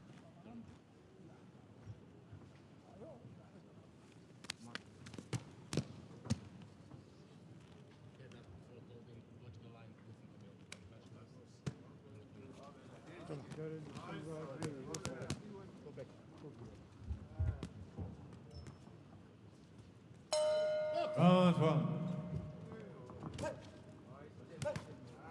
So a little bit of a plyometric dip of the knees before the opening bell from the Cuban boxer. That's the man wearing red, and that is Darian Favier Castro. We'll refer to him as Favier in this contest. The man who's looking for a big backhand wearing blue is Elmir Novruzov of Azerbaijan. Two strong boxing nations on the global stage.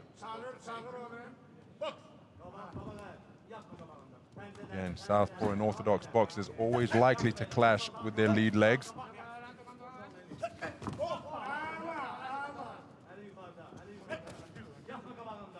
So Favier, part of a 9-man Cuban boxing team.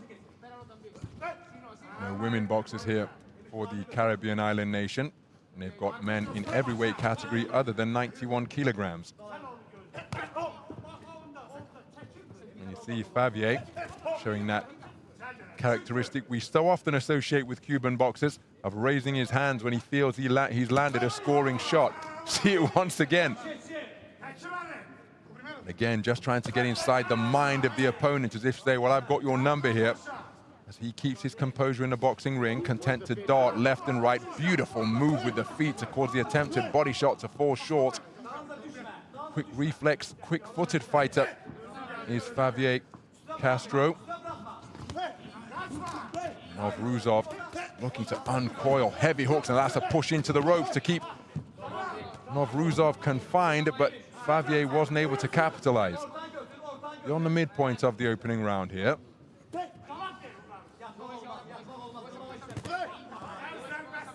That left hand looked long to me, despite Favier raising it. I think lead hand wasn't too far away from Novruzov.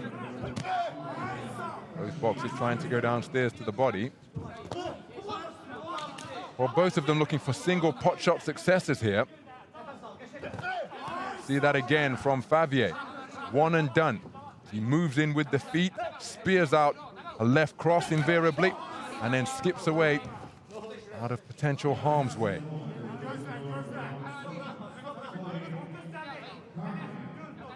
So trying to draw that lead now.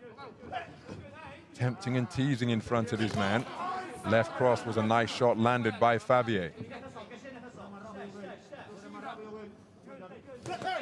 Beautiful 1-2, and that is a crisp combination, the most basic combination in the sport. Executed beautifully there by the southpaw representing Cuba.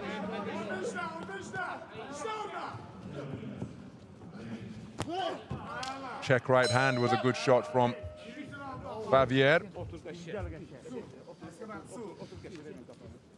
One suspects he's got the opening round. Well, it's gone the other way.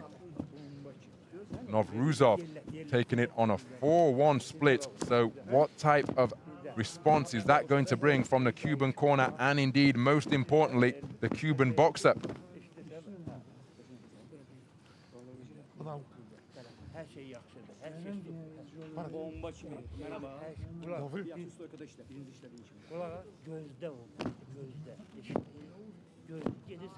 Because Favier demonstrated that he likes to box at his own tempo, but having conceded the opening round 4-1, well, he's going to have to get after his man here. How will he choose to go about it? The momentum in favor of Novruzov.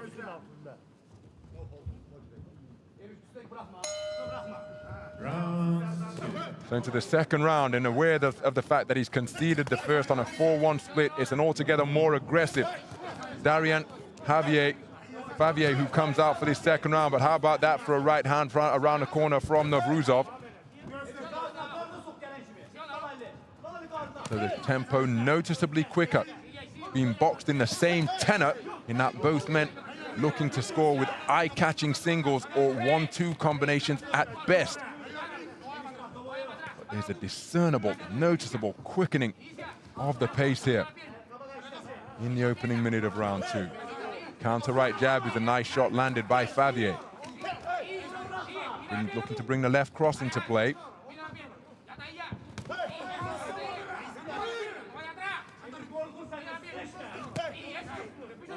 Overhand left, not too far away from the man in red.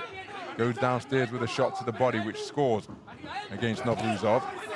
Cuffing right hand landed with the inside of the glove. Novruzov on his back foot now. Exchange of shots between the boxers once again. But the man stepping on the front foot, countered by a single shot as he went looking for a cluster of punches, finishing with an overhand left. That's a beautiful bolo left hand to the body. Left crossboard into play by Favier.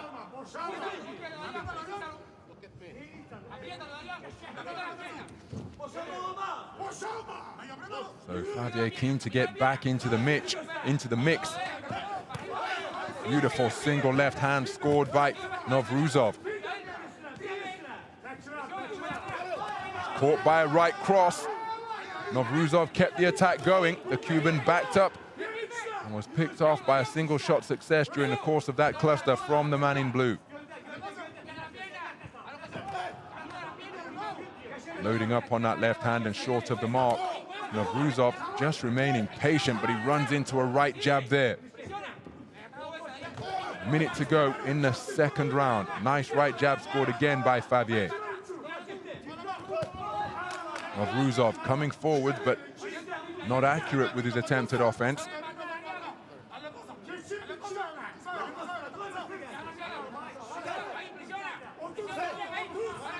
Favier looking to land without reply. Novruzov weaving in front of his man, but the left hand just glanced him. Novruzov initiating a clinch here now, holding on. Favier right back into the mix. Both boxers being encouraged volubly by their respective corners. Novruzov spoken to about holding. I noted the fact that he initiated a clinch just a few moments ago, and look how keen Favier is to step back into the fray, trying to target the body, but look at the holding with the left hand from Novruzov. Well, an altogether quicker tempo second round. And it's Favier who has swept it across the board to tie things up for judges A, B, C, and D. He's got a 2-point lead for Judge E. He's got the momentum in his favor. He was far busier in that second round, landed with the more eye-catching shots. So this contest remains in the balance. It is practically all going to come down to the final 3 minutes. Now, was Novruzov fading through the course of that second round? Is the 60-second interval going to be enough to replenish his energy levels, where he'll be able to box and compete with the intensity that's going to be required here to progress through to the last 16? Favier remains standing, just showing his opponent that despite what's gone before, he's ready to go to battle once again. So into the third and final round then. Ho, ho, ho. Neither man wants to concede any ground. Sent back to the respective corners by the referee of this contest. That is all square for 4 of the 5 scoring judges. The second round was swept unanimously by the southpaw, who just scored with a cracking right-left combination. Aware of that, Novruzov goes in search of his get-back, but he's put on the end of a left cross once again. Get-back, one of the favorite phrases of the 1988 Val Barker Trophy winner at the Olympic Games, Roy Jones Jr. And that perhaps the essence of sport and indeed boxing. Always have the final word.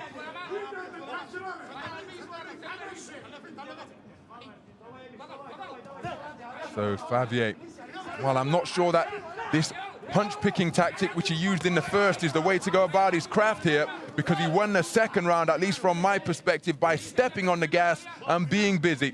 He swept it unanimously, goes looking for a big left hand, but at this type of tempo, when he's waiting and not pressing, this allows Novruzov to rest, and if he was fading, as he's put onto the end of a beautiful 1-2 combination by Favier, he's being patient, but I think pressure is what served him so well in the second round. Just think it's a bit of a dangerous game to play in a contest that is all square for judges A, B, C, and D. Didn't pull the trigger when he faked the 1-2, tried to counter with the left hand. It's another untidy tangle, and again, look at the man initiating the holding, but sneakily, he gets to work with a burst of punches to body and then a final hook as the referee came to intervene. Exchange of jolting shots as both men step into range.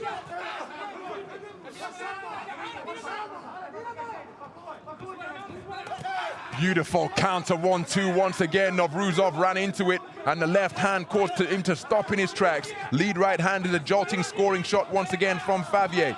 Working his way forwards is Novruzov. And perhaps that previous 20 seconds of Favier enough to tilt this round in his favor with less than a minute to go. But I still think that pressure would be the tactic of the day here. But of course, you've got Cuban maestros over in the red corner. They'll be instructing their man as to how he's to go about his craft here. Look at Novruzov. I think he's playing possum here. Looking busy, doing not very much. He's breathing through an open mouth. He's put onto the end of a left cross, tries to turn the tables and does land with a good right hand. Closing seconds of the third and final round. Exhortations audible from both corners because this contest was in the balance coming into the third and final frame. I think it's Novruzov who has been feeling the pace more, but he's done a good job getting his way through that round. Made it to the final bell, not that he was in danger of being stopped, but that a very close final round. Again, for what it's worth, I think that the man in red has taken it.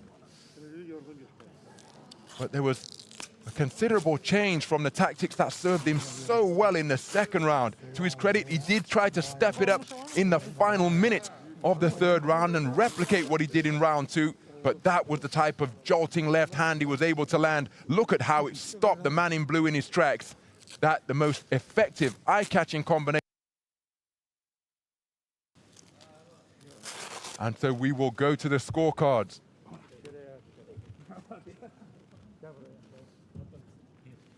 I think it's the man in red who will have his hand raised. Let's get the verdict. Ladies and gentlemen, the winner of this bout by unanimous decision is the boxer from the red corner. And there's confirmation. Javier Castro, Cuba. A unanimous points decision win for Darien Favier Castro. 29-28 for 4 of the 5 scoring judges. The judge from Bosnia-Herzegovina favoring the Cuban boxer in all 3 of the completed rounds. So he took 2 consecutive rounds in unanimous fashion. Did Castro, Favier Castro. And that is how he boxed his way into the round of 16 after conceding the opening round on a 4-1 split. Almir Novruzov was competitive, but he's eliminated here at the round of 32.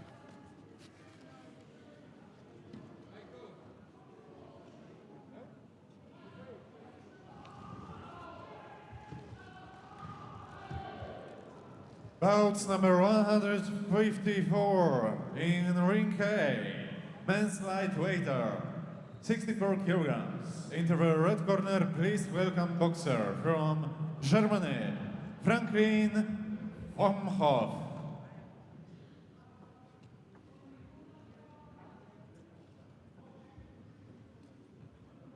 And his opponent in the blue corner, representing Hungary, Patrick Petriman.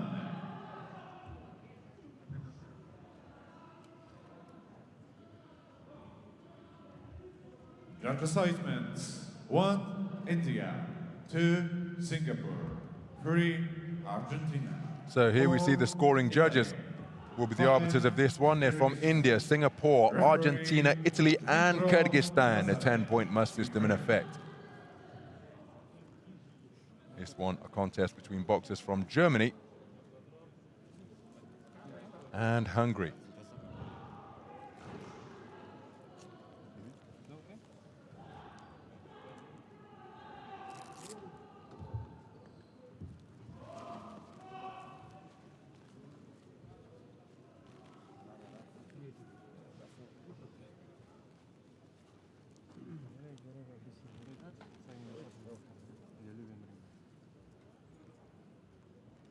Dmitry Lazarev of Ukraine is the referee.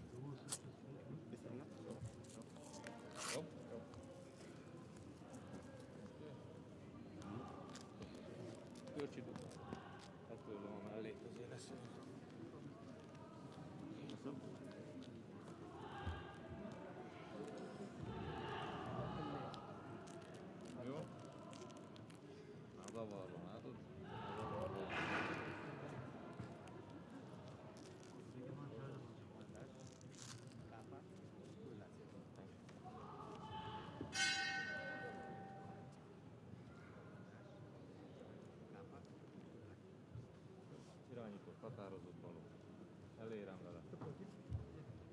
up, no holding, no low blow. Listen to me, okay? Frankie, enjoy it.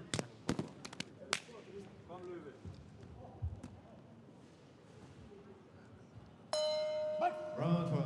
So we're in the 64-kilogram light welterweight division, and the man who has sprinted across the ring, the shorter figure wearing red, is Franklin Duomo, and he's landed a jolting left hook, which has sent Patriman reeling across the ring, and I think this contest is over right here. A heavy left hook sent him careening to the canvas, and this bout is over with 21 seconds elapsed. Franklin Duomo wasting no time getting his man out of there, and it was a picture-perfect left hook which caught Patrick Patriman cold. Still unsure of what hit him, but it was a cracking left hand from the man in red, which sent him to the canvas and brings an end to his appearance in the World Championships. You have to feel for Patrick Patriman, but Franklin Duomo came out aggressively, veritably sprinting out of the blocks, and landed a cracking left hook. His first shot was a right hand to the body, and there it was, left hook upstairs right onto the chin of the man in blue. And that brought about an early conclusion to the contest. First round is the boxer from the red corner, Franklin Duomo, Germany. So 21 seconds in the first round is all that was required for Franklin Duomo to book his place in the round of 16. Delighted with his performance, and boxing as though he's got a plane out of town to catch. Terrific display. We'll see him again tomorrow evening, where he'll face off against Cuba's Javier Castro in the round of 16. What a performance.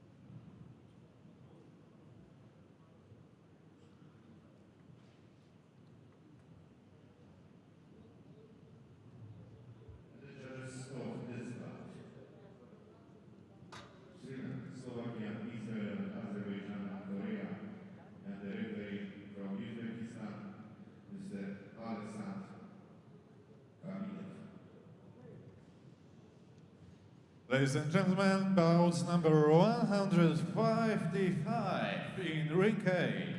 Men's middle, 75 kg. Into the red corner, please welcome boxer representing Kazakhstan, Młodzieżowe.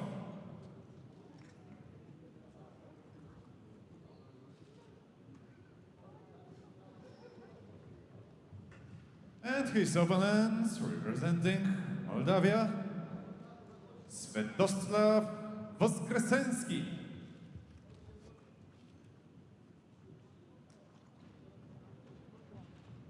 Judge assignment 1, Malaysia, 2, Czech Republic, 3, Taipei, 4, Croatia, 5, United States. Referee, Tina Poletan, Bosnia. Well, we've moved up to the men's 75-kilogram middleweight division, and these are the 5 judges who will score this one. They're from Malaysia, Czech Republic, Chinese Taipei, Croatia, and the United States of America.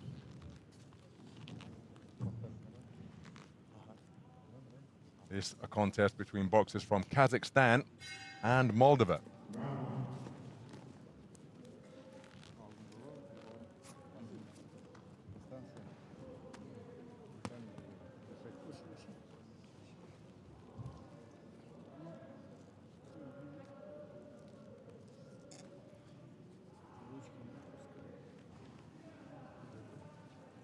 Napolitan of Bosnia-Herzegovina is the referee.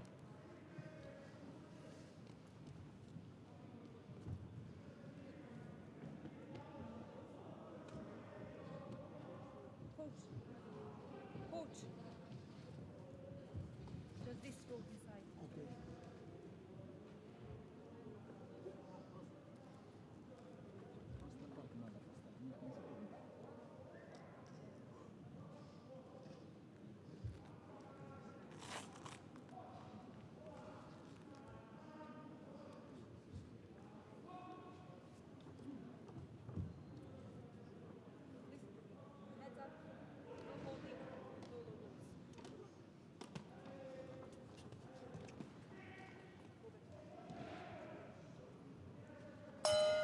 Round 1.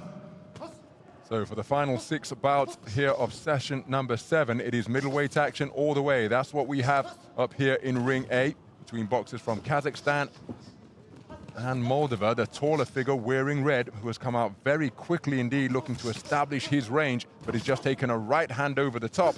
Is Diaz Młodzieżowe from Kazakhstan. His opponent, oh, that's a cracking right cross that he's just been put on the end of. The man in blue is Światoslav Voskresenski from Moldova. Punching in correctly. Tina Poletan optimally placed to speak to Voskresenski about that infraction of the rule. Chopping right cross, pushed out once again, snapped out, and he's looking for it repeatedly, is Młodzieżowe. Scored with it effectively in this opening round. Voskresenski, 19 years of age, just put onto the end of a left jab and then a left-right combination from the 18-year-old Młodzieżowe, who really is dominating the space of the boxing ring, adopting a wide-legged stance and a reverse 1-2. A jolting left hand sends Voskresenski to the canvas, approaching the midpoint of the opening round, and it was a heavy knockdown. The impact doubled up because Voskresenski was trying to come forward and unload his own offense. But stiff punches being snapped out by Młodzieżowe. Hard left hand dug into the body. The reigning Kazakh national youth champion at 75 kilograms, looking to impose his authority here on this opening round. Now remember, a trip to the canvas. This is an exchange of shots, but the heavier shots coming from the man in red as he sinks in a hard right hand to the left flank of the man in blue, and that brings his elbows down and causes him to back up. But again, in AIBA boxing, as the chopping right hand in effect once more, it's coming on a downward trajectory from Młodzieżowe, who really is oozing confidence up there in the boxing ring. But a trip to the canvas as he pokes out a stiff left jab, turned it into an uppercut, and look at the manner in which Voskresenski is clamping his elbows to his ribs, protecting that flank where he's being touched up repeatedly Oh, beautiful right uppercut coming through the middle now. So for Voskresenski, it could well be a case of pick your poison, because when he covers up his ribs, he's complaining about a low blow, it leaves the head open, and when he covers his head, it leaves the torso open. And Młodzieżowe is targeting with terrific accuracy and plenty of spite as well. Brilliant opening round produced by Dias Młodzieżowe of Kazakhstan. And there's confirmation. 10-8 for 4 of the 5 scoring judges, 10-9 for the judge from Malaysia. Now again, in AIBA boxing, that's not 10-8 because Voskresenski was put to the canvas. It's because he was beaten clearly.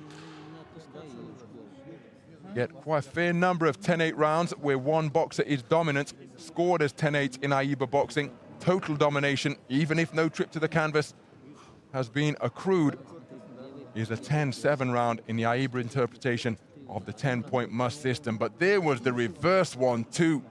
The left jab completely stopping the man in his tracks as he came forward. Round 2. Into the second round then.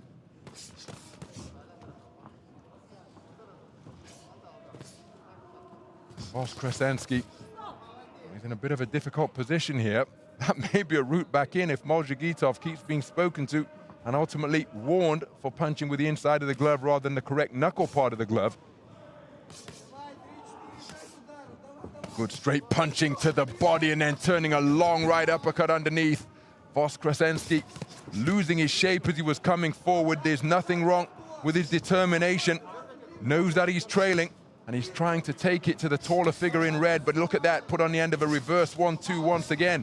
That was the combination that put him on the canvas in the first round as a beautiful right uppercut turns through the middle, and the same shot once again. Voskresenski trying to engage in exchanges, but he's being outgunned here. The heavier shots, the more solid leather being landed by the man in red. And again, distress signals etched all over the visage of Voskresenski.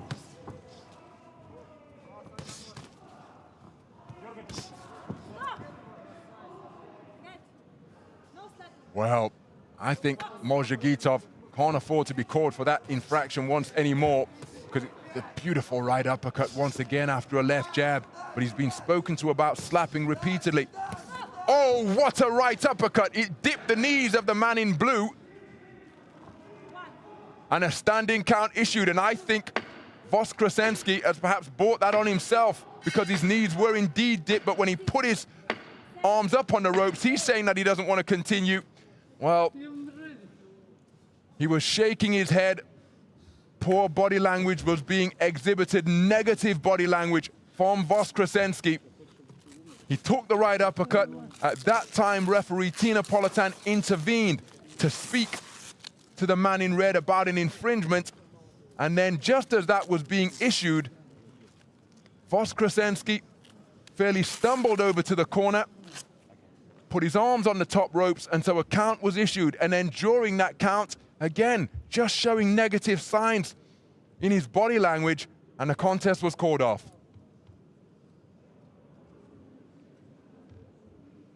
Ladies and gentlemen, winner of this bout by RSC, second round, is the boxer from the red corner, Dias Młodzieżowe, Kazakhstan. So Dias Młodzieżowe, a winner by RSC round 2.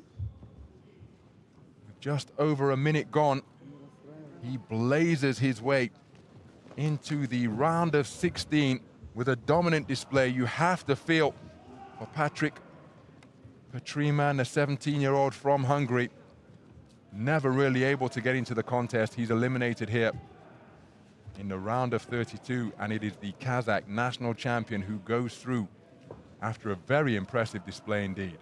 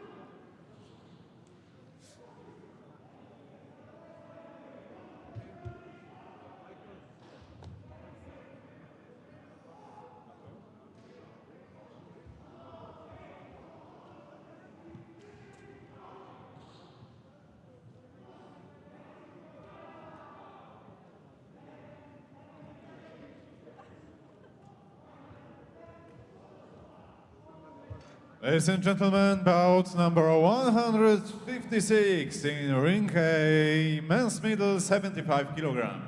Into the red corner, please welcome boxer from another country, which is Romania, Iulian Drumicescu.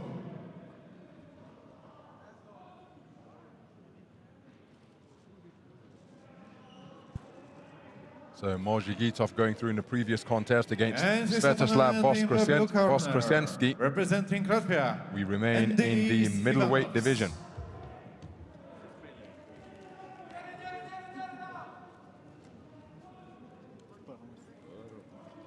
Judge assignment 1 Kazakhstan, 2 Moldavia, 3 Ukraine, 4 India, 5 Bosnia and Herzegovina. Referee Veronika Schuks, Hungary. Here then the 5 scoring judges who will be watching this one.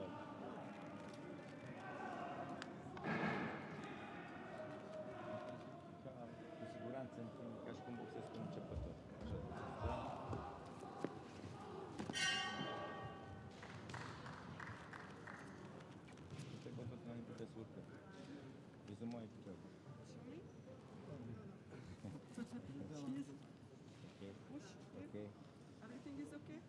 You're fine, okay? Thank you very much. Normal?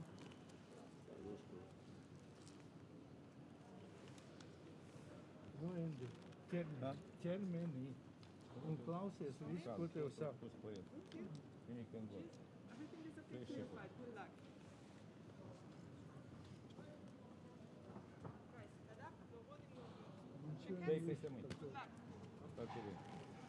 Ну, давай, термини. Round 1. So we are in the 75 kilogram middleweight division, this one between boxers from Romania and Latvia. The boxer wearing red, sporting that tattoo on his left arm, is Iulian Dumitrescu, 17 years of age. The bustling figure wearing blue is Endis Ivanovs from Latvia. Good right hand to the body landed by Dumitrescu. Ivanovs coming in committed fashion. Lead left hand to the body was a scoring shot. Dumitrescu looking for a right cross downstairs in response. Nice right hand landed upstairs by the man in red. Oh, beautiful right hand left uppercut landed, and a solid right cross landed once more by Dumitrescu, catching Ivanovs as he was loading up. Ivanovs telegraphing that right hand, but still able to turn it into a glancing blow. Dumitrescu looking to establish his lead left jab.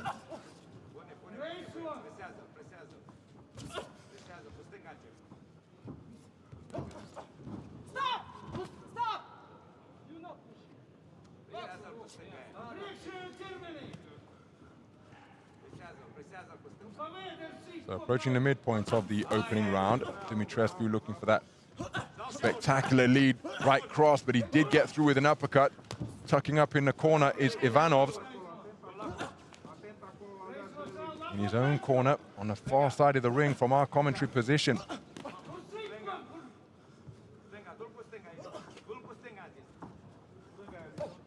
Nice left jab landed by Dumitrescu as he got his way back into range. Right hand landed, then he blocked the counter right hand coming from Ivanovs, who really is looking to get leverage into his own backhand. He takes a right hand to the body, rather slaps with the right hand when he's in the corner once again.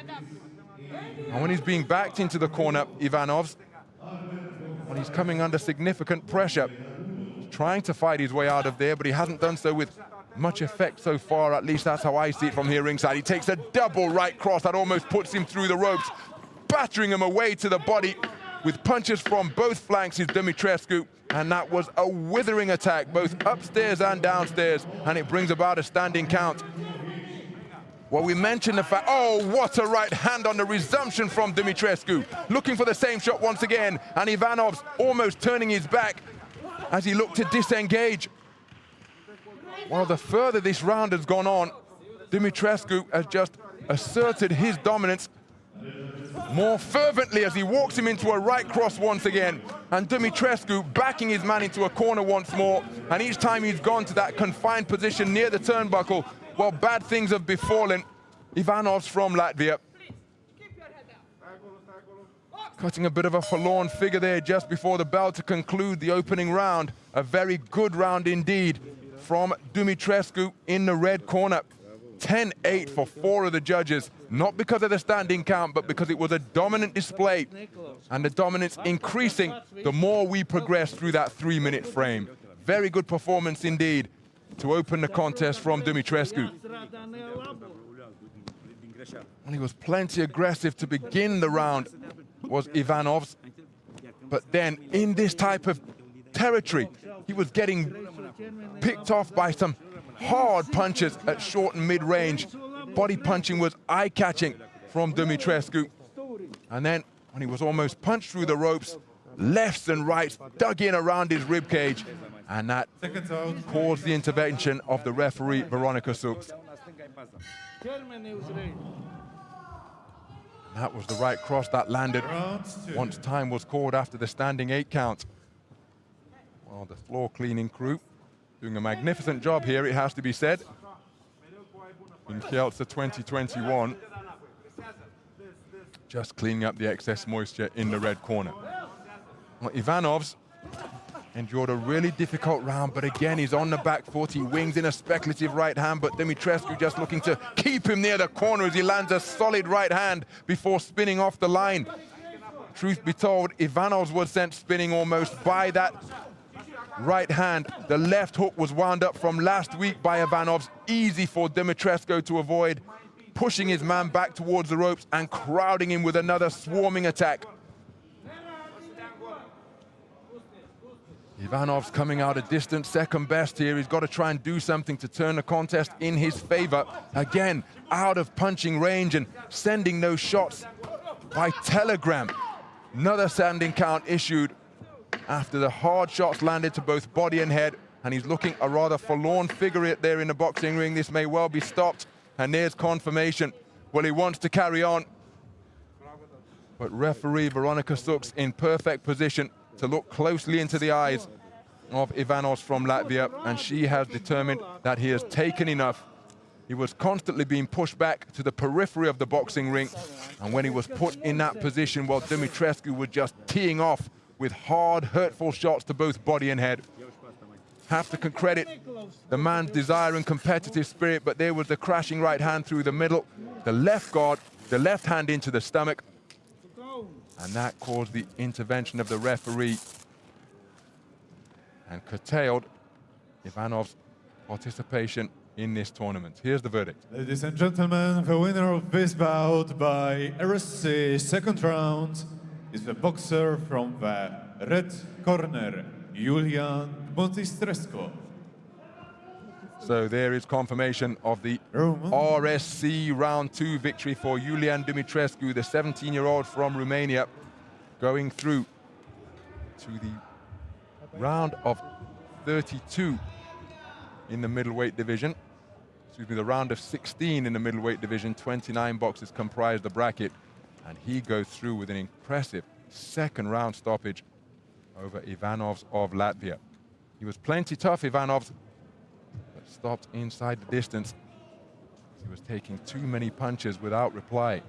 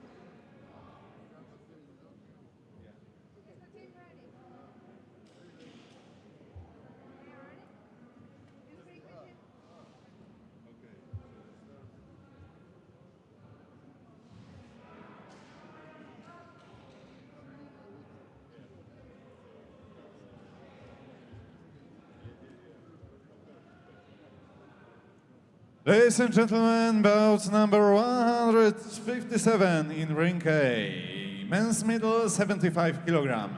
Into the red corner, please welcome boxer from Croatia, Antonio Grabic.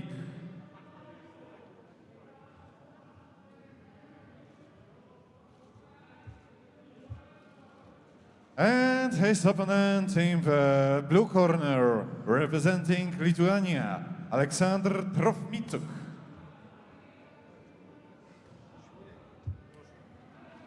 Judge assignments: 1 United States, 2 Italy, 3 Kyrgyzstan, 4 Argentina, 5 Singapore. Referee Rai Ravi, Scotland. So we remain in the 75 kilogram middleweight division. We've got judges from the United States of America, Italy, Kyrgyzstan, Argentina, and Singapore who will be scoring this one.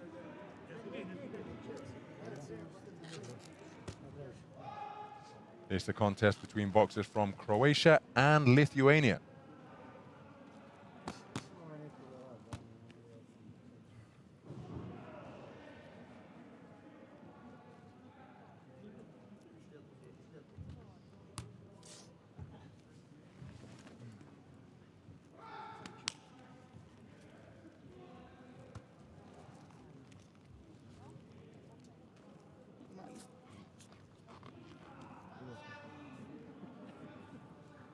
Ravi Rai of Scotland is the third person in the ring. He will now make the inspection of the equipment of both the boxers in the red corner and over the other side of the ring in the blue corner.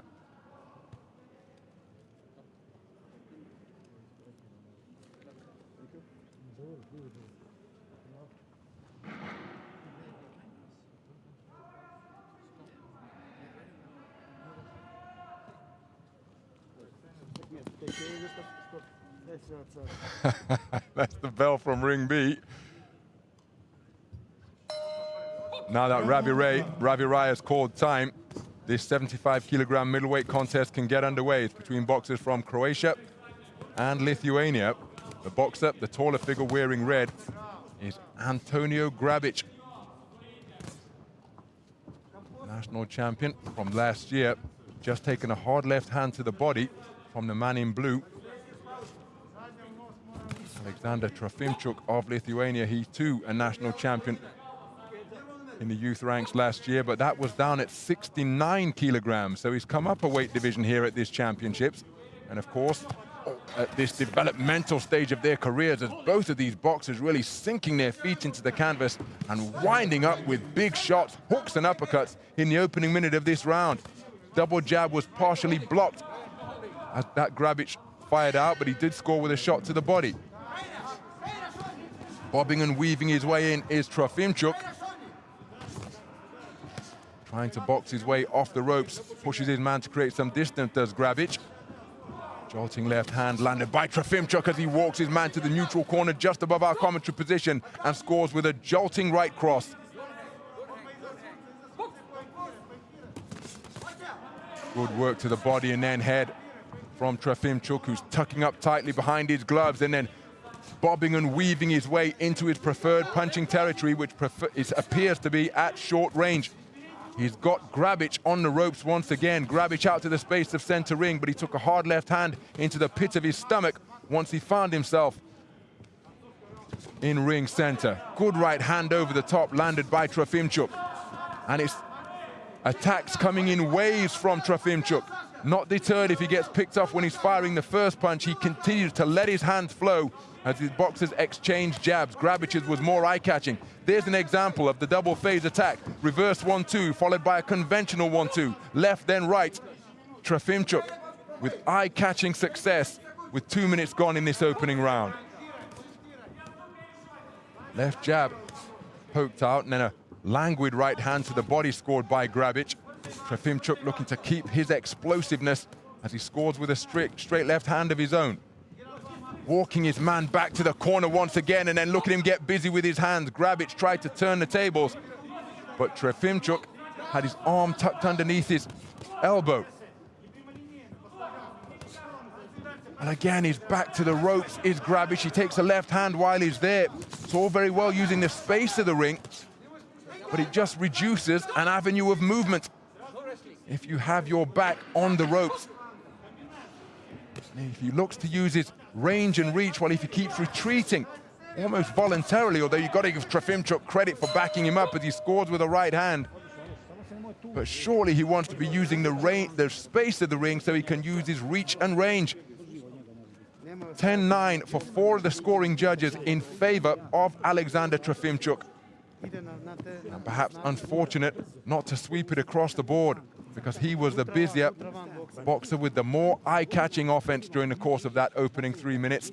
Grabic had his moments, but time and again, he put himself on the ropes. He was worked backwards towards the neutral corner or a corner, and that allowed Trofimchuk to tee off.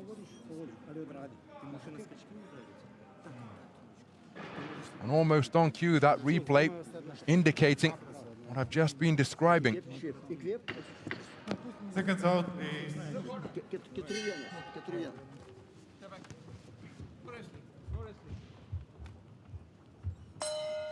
So into the second round then. Alexander Trofimchuk, part of an 8-strong Lithuanian boxing squad. 4 men, 4 women. Good right hand landed by Grabic. He's part of a 5-man Croatian boxing team. Has had continental success before. A bronze medalist in the junior ranks is Grabic. But this, an age classification up, different matter altogether. Nice use of the feet from Grabic, who came in on a zigzag, bobbing and weaving once again, and then gets 2 uppercuts through the middle. Grabic not able to establish his long-range boxing. Good work, double left hand to the body. It's a nice combination, body then head. Trofimchuk looking for uppercuts on the inside. There's a looping right hand around the corner from the man in blue. And now Grabic making a point of trying to stand his ground. Well, just as I say that, he's backed upon the ropes once again. But perhaps he would be advised to stand his ground on occasion and make Trofimchuk pay a price as he tries to get into his own punching range, his preferred territory of mid and short range. Nice use of the left hand from Grabic, and again,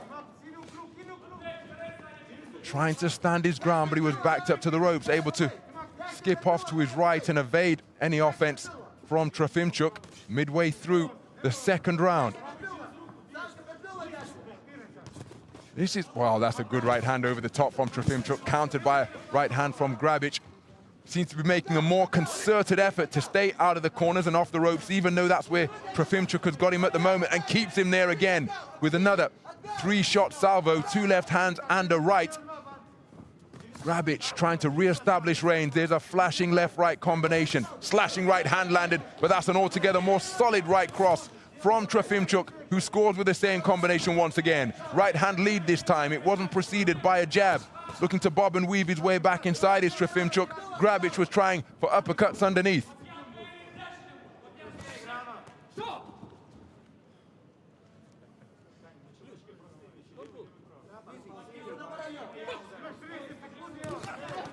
Right hand over the top is the most eye-catching shot of that exchange, scored by Trofimchuk. Nice use of the feet to make Grabic fall short. Grabic trying to get onto the front foot now and back up the man in blue. Loading up on that backhand was Trofimchuk. He was off by some distance.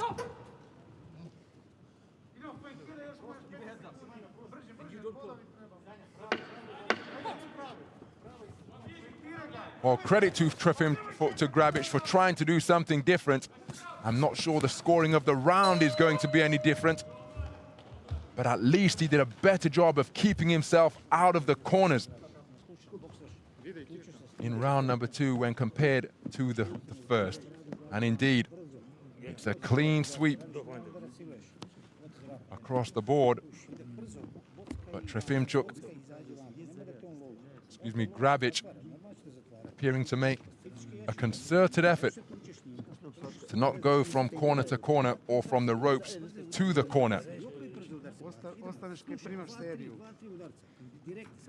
So 10-8 for Judge E in favor of Trofimchuk. And Grabic, he needs an almighty third and final round. Seconds out, please.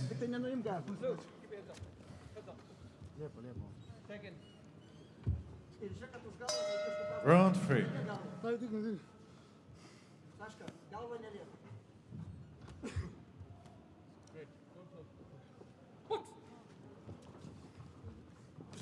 So as we go into the third and final round, all of the momentum, all of the advantage on the scorecard is with the man who has just landed that beautiful up jab from his orthodox stance.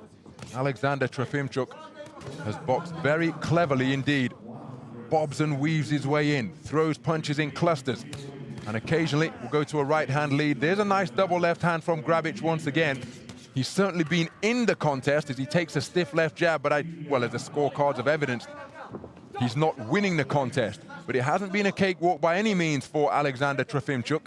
He's been made to think, he's been made to work. It's just that he's done more of the work on a consistent basis. And Grabic hasn't really demonstrated the ability to go through the gears and quicken the tempo. That's what he needs here in the third and final round. Of course, in the middleweight division, these 75-kilogram boxers pack a punch. He always has the option to end it early. Can he find that shot? Nice left-right combination, a right hand not too far away from Grabic, bobbing and weaving on the ropes, making Trofimchuk miss, but surely he doesn't want to be there. Nice right hand landed by the man in red, using his legs to make Trofimchuk fall short. There's a crashing right hand around the corner, may have landed incorrectly. He went for a straight right cross, but Trofimchuk evaded it effectively.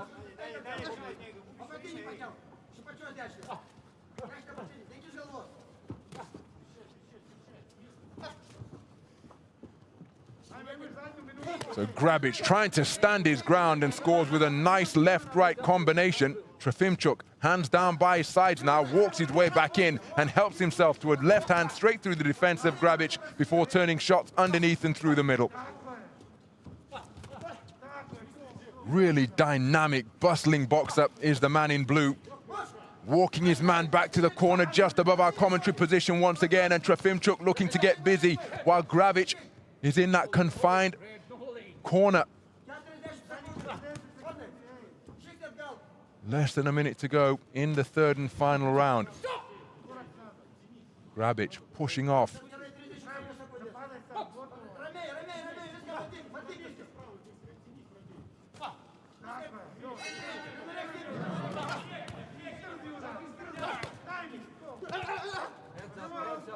Busy hands from Trofimchuk. An explosion of punches to the body. Nice single right hand off the dodging, darting movement of the man in blue, Grabic. And he standing right on top of the logo now and letting their hands go freely, producing a terrific exchange to conclude the contest. Nice to see that show of respect between these two talented teenagers, but it's going to be the 19-year-old Alexander Trofimchuk who will be going through to the round of 16 in the 75-kilogram middleweight division. Very good display from him indeed. Alexander Grabic, well, he was always in the contest, but not doing enough to take any of the rounds from my perspective here at ringside. But he shapes up nicely, good variety of punch, just wasn't able to keep this bustling little boxer at bay on a consistent enough basis. The winner of this bout by unanimous decision is the boxer from the blue corner, Alexander Trofimchuk, Lithuania. So Alexander Trofimchuk of Lithuania, a unanimous points decision victor over Antonio Grabic of Croatia. He goes through to the round of 16, where he will face off against Julian Dumitrescu in 2 days' time. That's how he did it. Comprehensive margin of victory to conclude a competitive contest in the 75-kilogram middleweight division.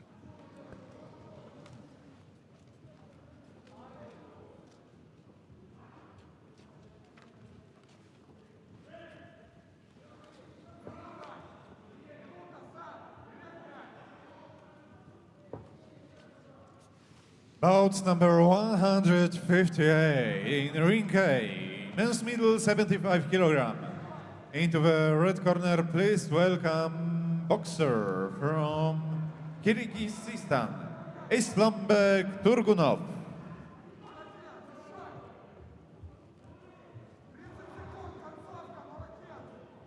And his opponent, representing Uzbekistan in blue corner, Nurislam Islamomilov.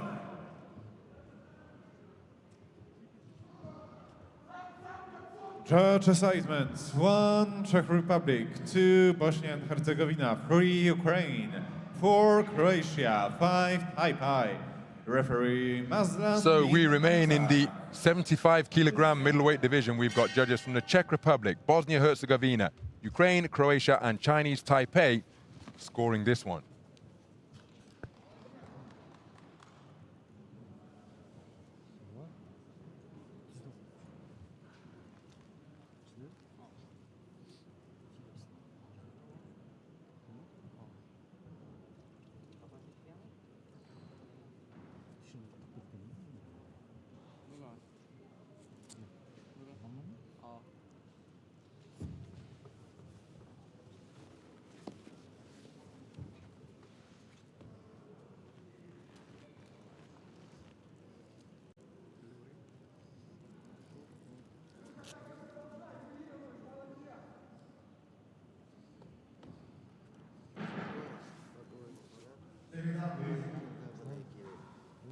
So Mazlan bin Amzat checking over the equipment of the boxers in both corners. He'll be our referee for this 75-kilogram middleweight bout.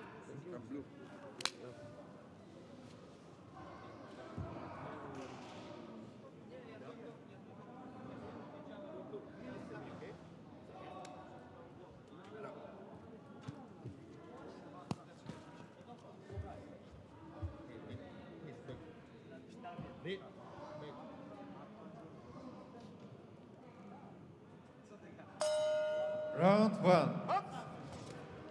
So we're underway then. 75-kilogram middleweight action between boxers from Kyrgyzstan and Uzbekistan. The boxer wearing red is the Kyrgyzstan representative Islambek Turgunov, 19 years of age. His opponent, wearing blue, operating out of the southpaw stance, is Nurislam Ismoilov. Comes to the ring as a former European junior champion as he lands with a hard left hand just above the belt line. Looking for a straight left cross on that occasion. Oh, that left hand strayed low. No complaints from Turgunov, and then he was caught by a flashing hook around the corner on the chin as well.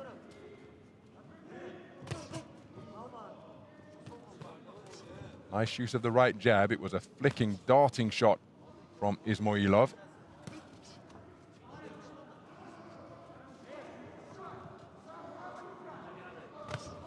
Plenty of patience and evidence from both boxers.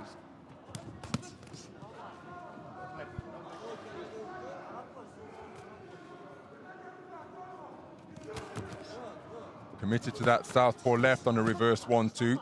Nice left jab in response from Turgunov, but that's a beautiful left cross out of that southpaw stance from Ismoilov. It was rapid, it was straight, and it was crisp.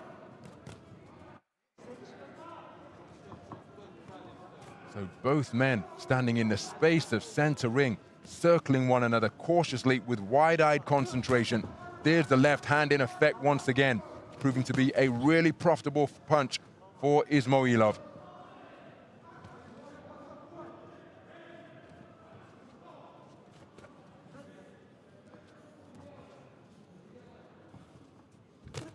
Same shot once again, waiting patiently and exploding into life with that backhand. He followed it on this occasion with a right jab. There's a nice lead left hand by Turgunov. Ismailov proving to be a rapid-fisted fighter. Corkscrew right hand was a really clever shot. Good variety in evidence now from the man in blue, who scores with the left cross once again. Tagunov hasn't been able to evade it. Now, it hasn't been a high punch output contest as Tagunov scores with a nice left jab. But the quality of the punch picking, particularly from the man in blue, has been notable indeed. Flashing left hand right cross success for Tagunov. 10-second clapper sounds bring us towards the end of round number 1. Exchange of backhands. And a left cross on the belt, just underlining what transpired for a large portion of that 3-minute frame. Repeated left cross success for Ismailov, giving him a clean sweep across the board. 10-8 for 2 of the judges. Very good round indeed for the man from Uzbekistan. Some of the action from that opening round with the left cross, the really accurate, effective blow for the man in blue.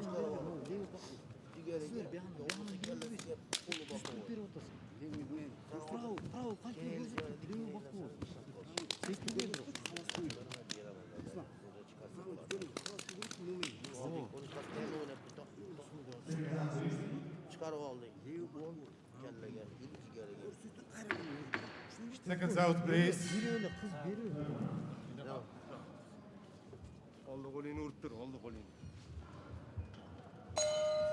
Round 2. Well, these two 19-year-olds producing a really enthralling opening 3 minutes. Ismailov of Uzbekistan, he's the southpaw wearing blue. Used the left cross repeatedly. That's a good burst of punches to the body and a left hand upstairs. And some of the body shots may have been low. Tagunov not complaining. There's a whiplash of a left hand turned into the body, then a looping left hand around the corner. He's showing wonderful variety with that backhand. Ismailov trying the bolo shot once again.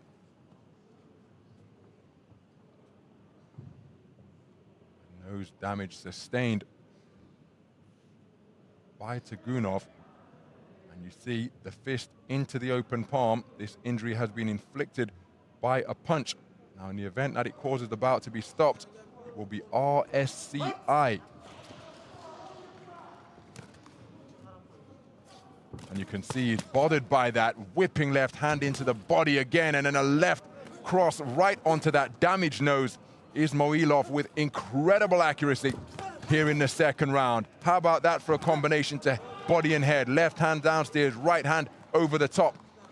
And sensing that his man may be in a little bit of distress, Ismailov just may quicken the tempo here. Beautiful left-right combination. The counter-right hook with his back practically on the ropes.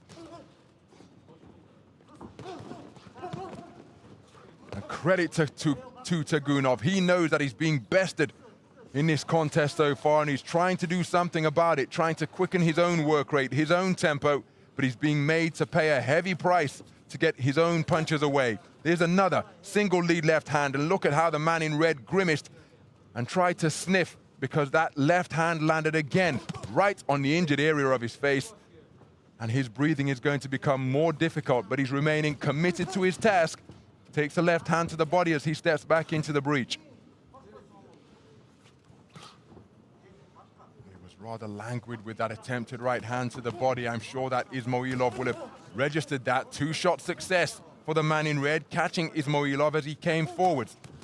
But it's Ismailov again with the harder, crisper punches. Beautiful left cross once more, snapping the head back of the man in red. Cheeky right hand where the palm was turned upwards, landed by Ismailov, then able to evade the attempted left hook of the man in red.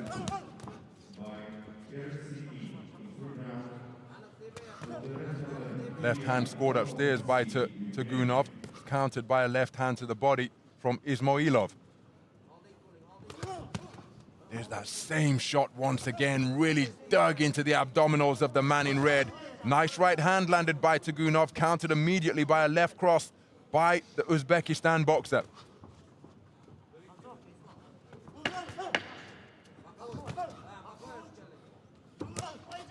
Trying for the left hand once more, but he was long on that occasion, Ismailov. Very good round and a show of respect between the two, because even though it's going to be another dominant round in favor of the man in blue, Islombek Tagunov is plenty tough. Dominated to the tune of 10-8 for all 5 scoring judges, but he is continuing to hang tough and compete. Here's evidence of the low blow, and then the volley that followed caught him on an open chin. But Tagunov not even blinking, not complaining, and remaining committed to his task, but it's an increasingly difficult task as he tries to overturn this enormous margin after 2 completed rounds.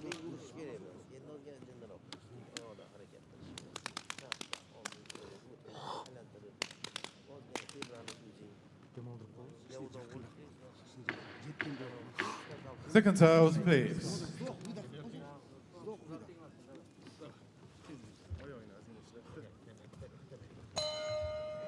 Round 3. Indeed, it is round 3, and the man in blue is in a commanding position on the scoreboard, but the man in red, Islombek Tagunov, continuing to compete. But he was swept unanimously, 10-8 for all 5 scoring judges in the second round. This is the contest between men who have enjoyed continental podium success. The man wearing blue was the 2017 Asian junior gold medalist at 63 kilograms, so he's moved up several weight divisions as he continues to develop and mature and grow. In the 2019 Asian Youth Championships, Tagunov was 3rd,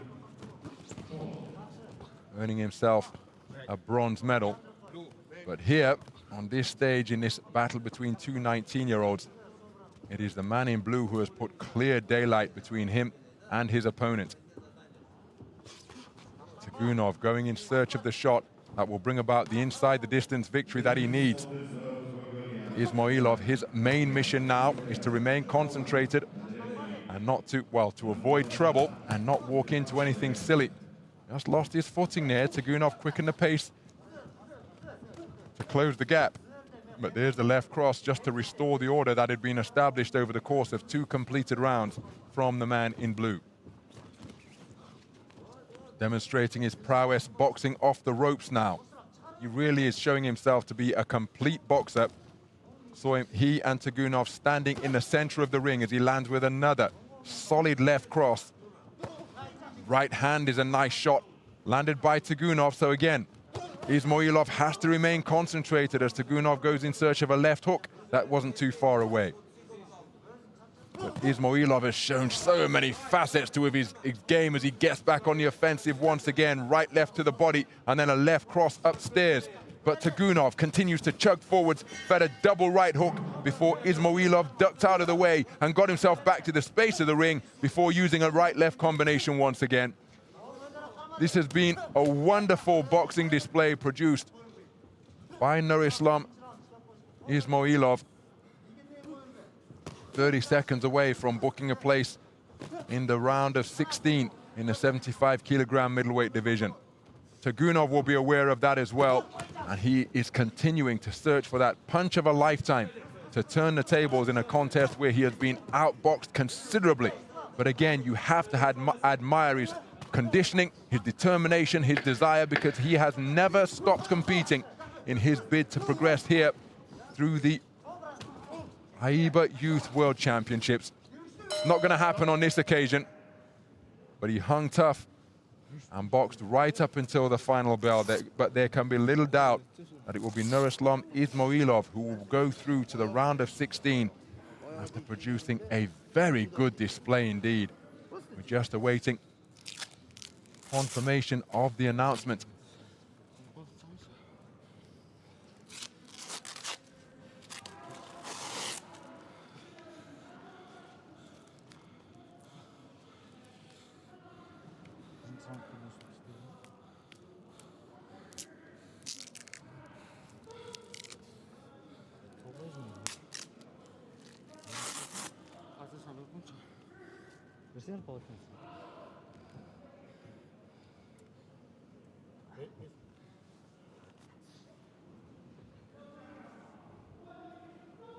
Ladies and gentlemen, the winner of this bout by unanimous decision is the boxer from the blue corner, Nursulom Ismailov, Uzbekistan. So Nursulom Ismailov, a unanimous points decision victor over the incredibly game Islombek Tagunov. And it is the boxer from Uzbekistan who goes through to the round of 16. A quite brilliant boxing display in the 75-kilogram middleweight division.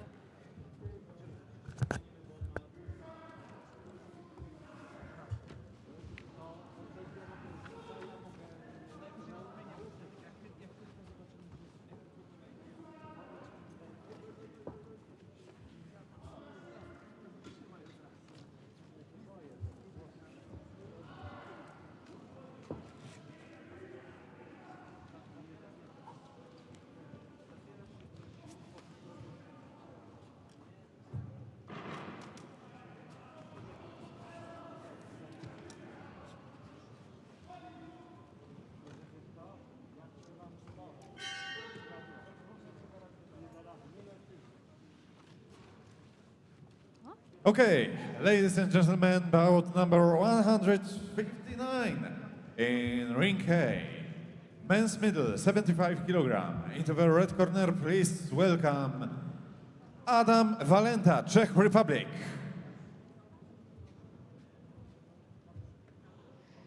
And his opponent in the blue corner, representing Belarus, Andrzej Viktorovich.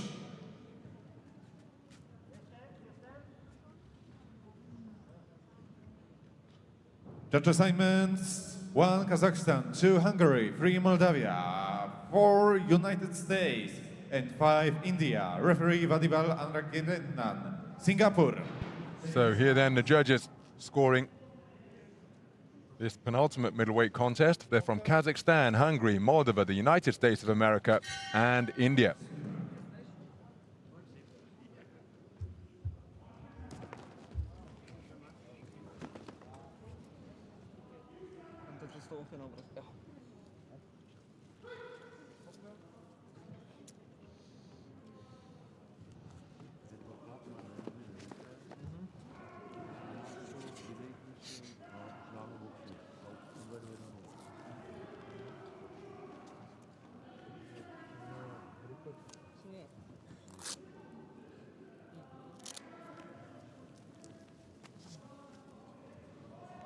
Our referee is from Singapore.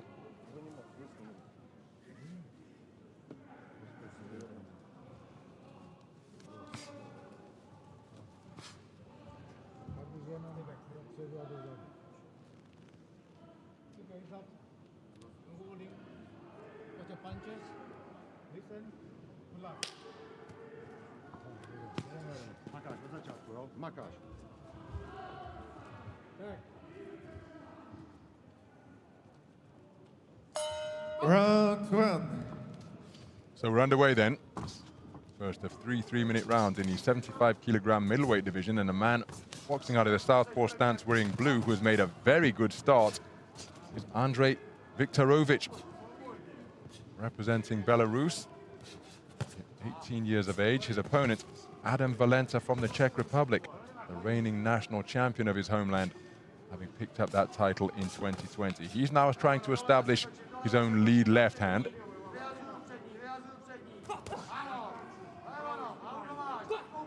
And again, look at the feet coming together in that battle for ring territory. Clash of heads at close range made Viktorovich uncomfortable. See him fiddling with his head guard after the boxer's got to beyond punching range.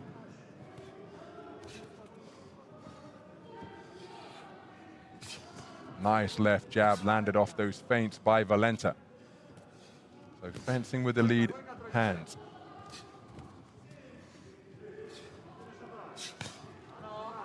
Scoring right cross to the body from the man in red. The fencing with the lead hand resumes, but then there was an exchange on the inside where Valenta landed a arcing right hand upstairs. Well, the referee allowing the two boxers to walk away. Work away rather, adjusting the instruction of no holding. Nice left-right combination landed by Valenta. Viktorovich keeping his shape nicely. He blocks that flicking left jab, but that may be a decoy that's coming out from Valenta. He's demonstrated that on a couple of occasions in this opening round. Just continues to flick, flick, flick, and then will either stiffen it and sharpen it up or come through with a right hand from the rear. Oh, that's a flashing left hand out of the southpaw stance from Viktorovich. Valenta comes back with a right cross of his own. Backhand success for both boxers in the preceding 10 seconds. Nice left hand landed, and it forces the head back of Valenta, and it brings about a standing count. Valenta raising his gloves immediately, showing that he's okay, but he was caught flush by a crisp left cross, causing the intervention of the referee to issue a standing count. Good right hand to the body landed by Valenta, because up until then it was a, well, even competitive round. And again, remember, just because a standing count has been issued won't necessarily mean that it's a dominant round for the boxer who scored or produced the standing count. Because make no mistake, at least from my perspective here ringside, Valenta has been in this every step of the way. Left hook landed on the inside by Viktorovich. And Valenta, aware that he's conceded a standing count, ends the round in strong fashion, scoring with the final shot of the round, a right cross just before the bell. So a standing count issued against Adam Valenta. But other than that, he was very much in the contest and was scoring effectively. So how will the 5 scoring judges see this one? A 5-0 clean sweep in favor of the man from Belarus. He landing some eye-catching punches. But even though it's a clean sweep, Valenta demonstrating that he knows how to operate up there in the boxing ring. That is how vital concentration is in this sport.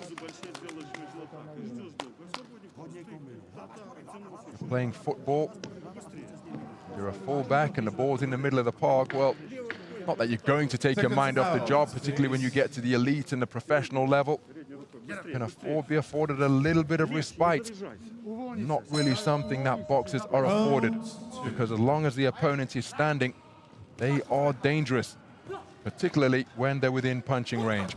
Oh, that's a beautiful right cross on the resumption from Valenta. Conceded the opening round 10-9, and look at the response it has elicited.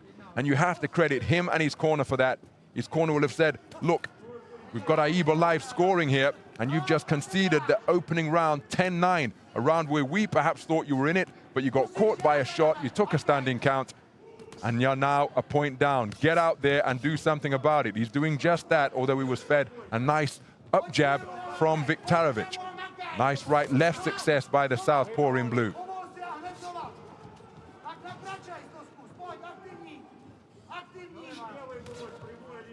Flicking left jab once again from Valenta. Viktorovich should just get the sense he's going to try and time that with a counter. There he was looking for the left cross. The right jab that followed was on the money.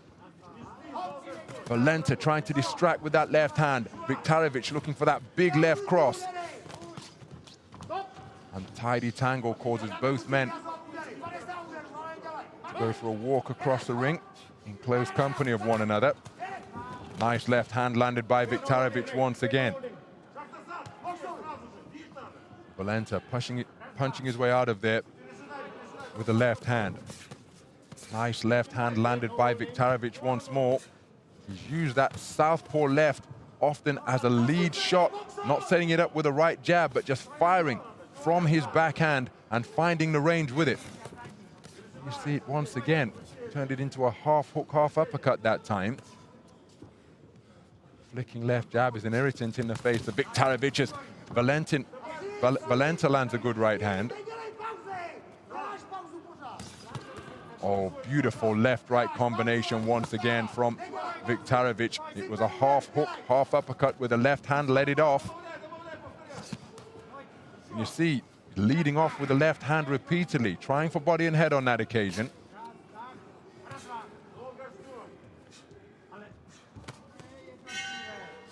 There was a lead right hand landed by Viktorovich, and again, left to the body, right to the head, crisp by catching shots, and look at the bent arm work on the inside, scored by Viktorovich, swiveling the head of the boxer in red, left and right. Patient display this by Andrei Viktorovich.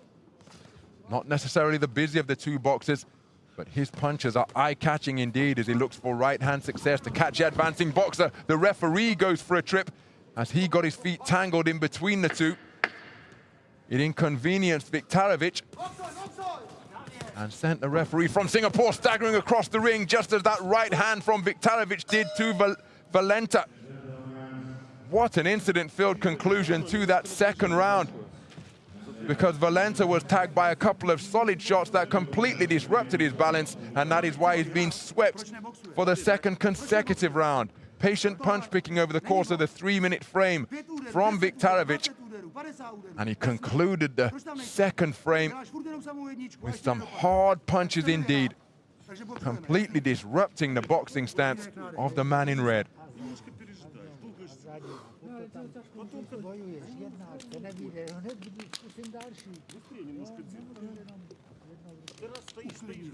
Valenta being picked off as he looked to advance. He landed some solid shots of his own, but there was the bent-on work on the inside.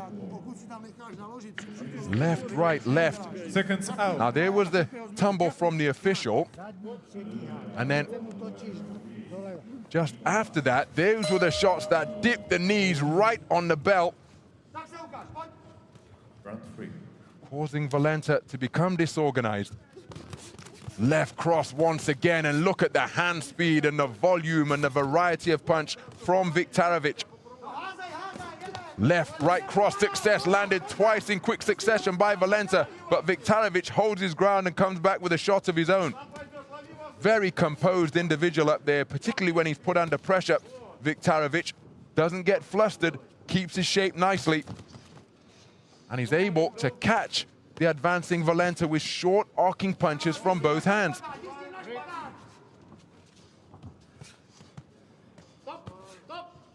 Oh, Valenta entering the territory where he's going to need a stoppage here now. Viktorovich adopting a wide-legged stance here now, presenting an open target to try and lure Valenta in, where he can strike with his own quick counters that have served him so well in the course of this contest so far.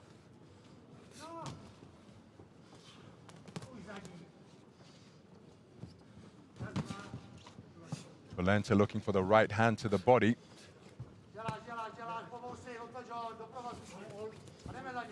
Viktorovich trying to make it physical and shove his man off, and then he re-enters the fray and scores with a good left hand to the sternum of the man in red. So that a slip to the canvas by Viktorovich.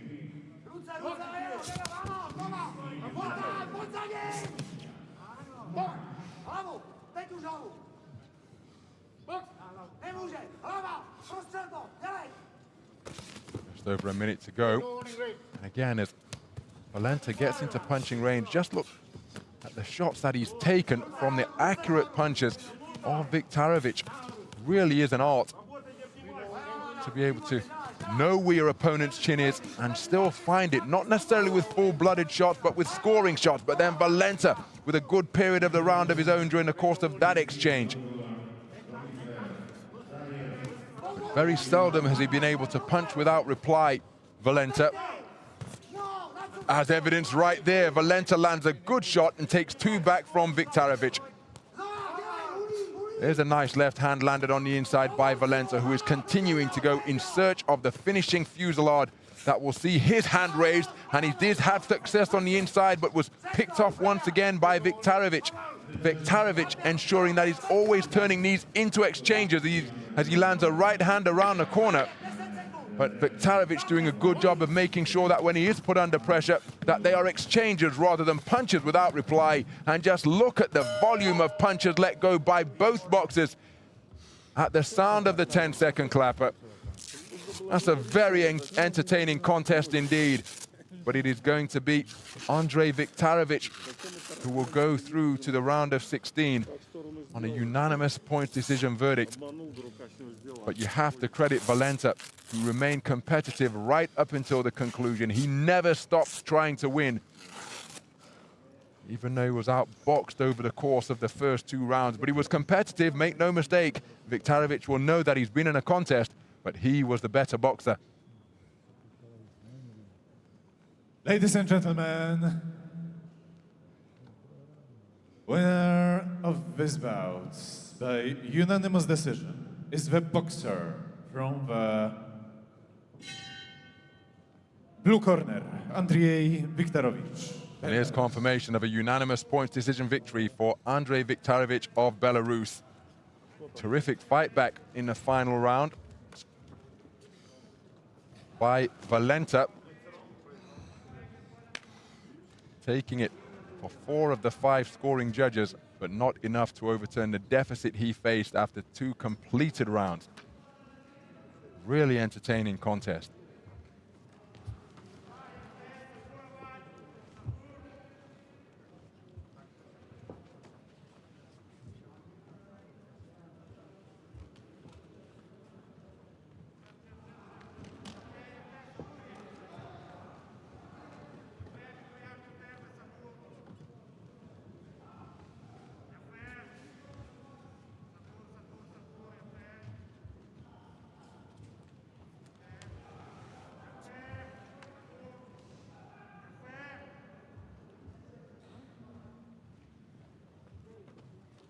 Bout number 160 in ring A, men's middle 75 kilogram.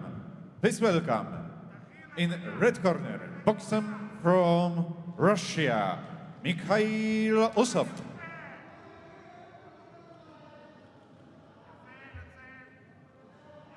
And his opponent in blue corner representing Colombia, Santiago Rivera Granados.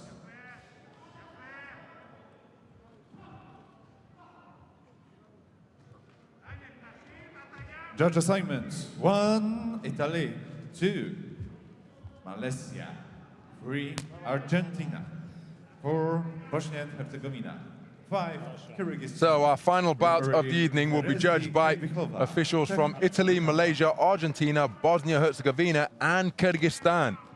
Bout number 13 in this, bout number 14 in this 7th session of boxing is bout number 160 overall, as we continue to rattle through the contests at an efficient, organized clip here at Kielce 2021. This final contest between boxers from Russia and Colombia.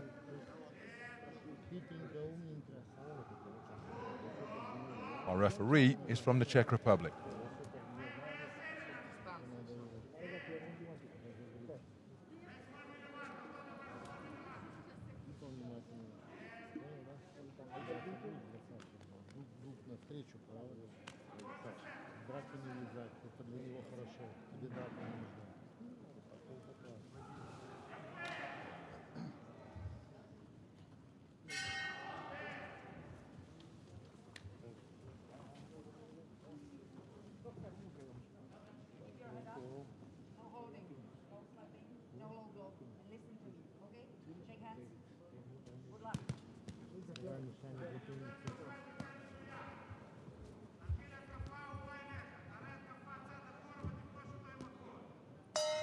Round 1.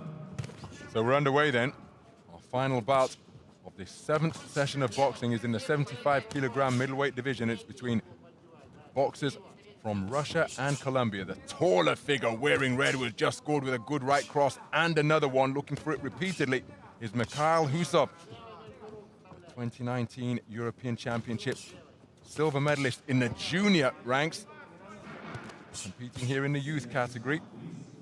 His opponent is 18-year-old Santiago Rivera Granados. I refer to him as Rivera during the course of this contest, and he's just been put on the end of a southpaw left from the switch-hitting Mikhail Usov.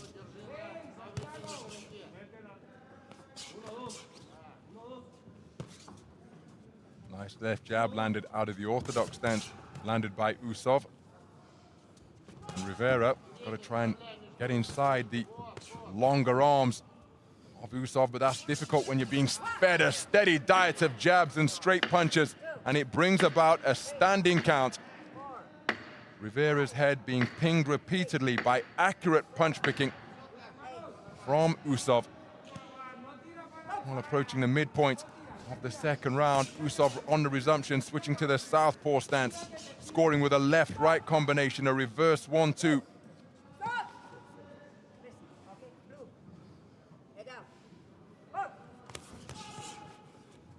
Well, he's got his hands up high, but such is the accuracy of the shot selection from Usov that he's been consistently breaching the defenses of Rivera.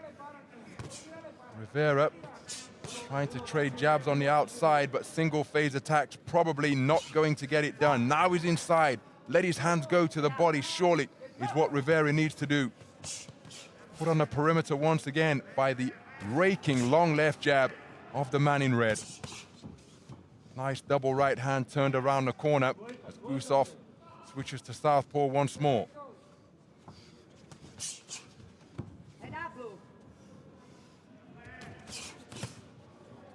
For a shot to the body of the taller boxer was Rivera.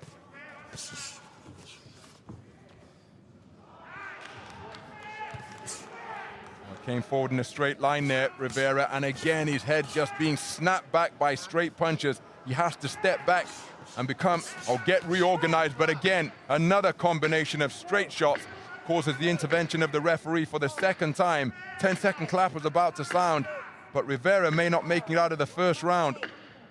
And there's confirmation, taking 2 standing counts in the first round from the accurate fists of Mikhail Usov. And it is a case of RSC round 1. The European junior champion from 2019 with a terrific display of accurate punching. And Rivera not able to get in punching range, not able to get into the contest. He eliminated. Ladies and gentlemen, winner of this bout by RSC first round is the boxer from the red corner, Mikhail Usov, Russia. So Mikhail Usov progresses through to the round of 16 with a first round stoppage victory over the man from Colombia.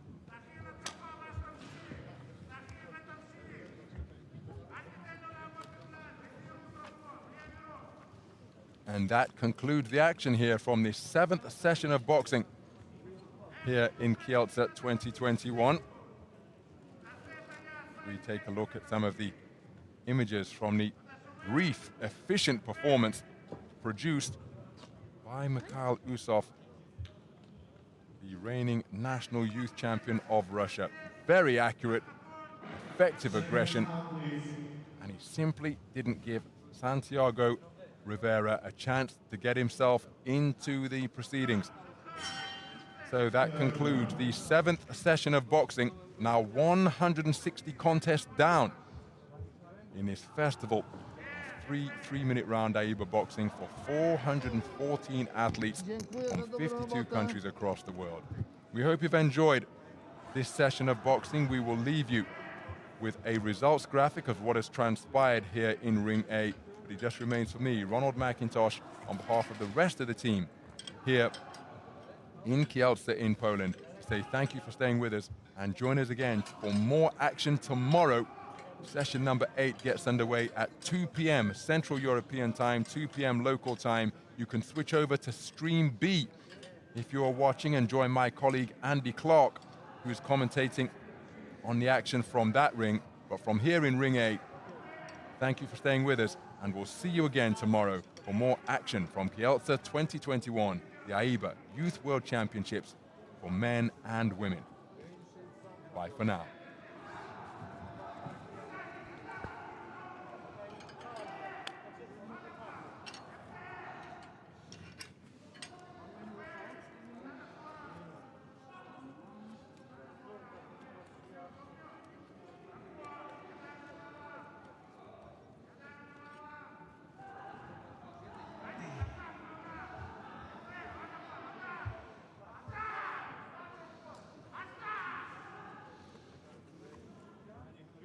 Proszę.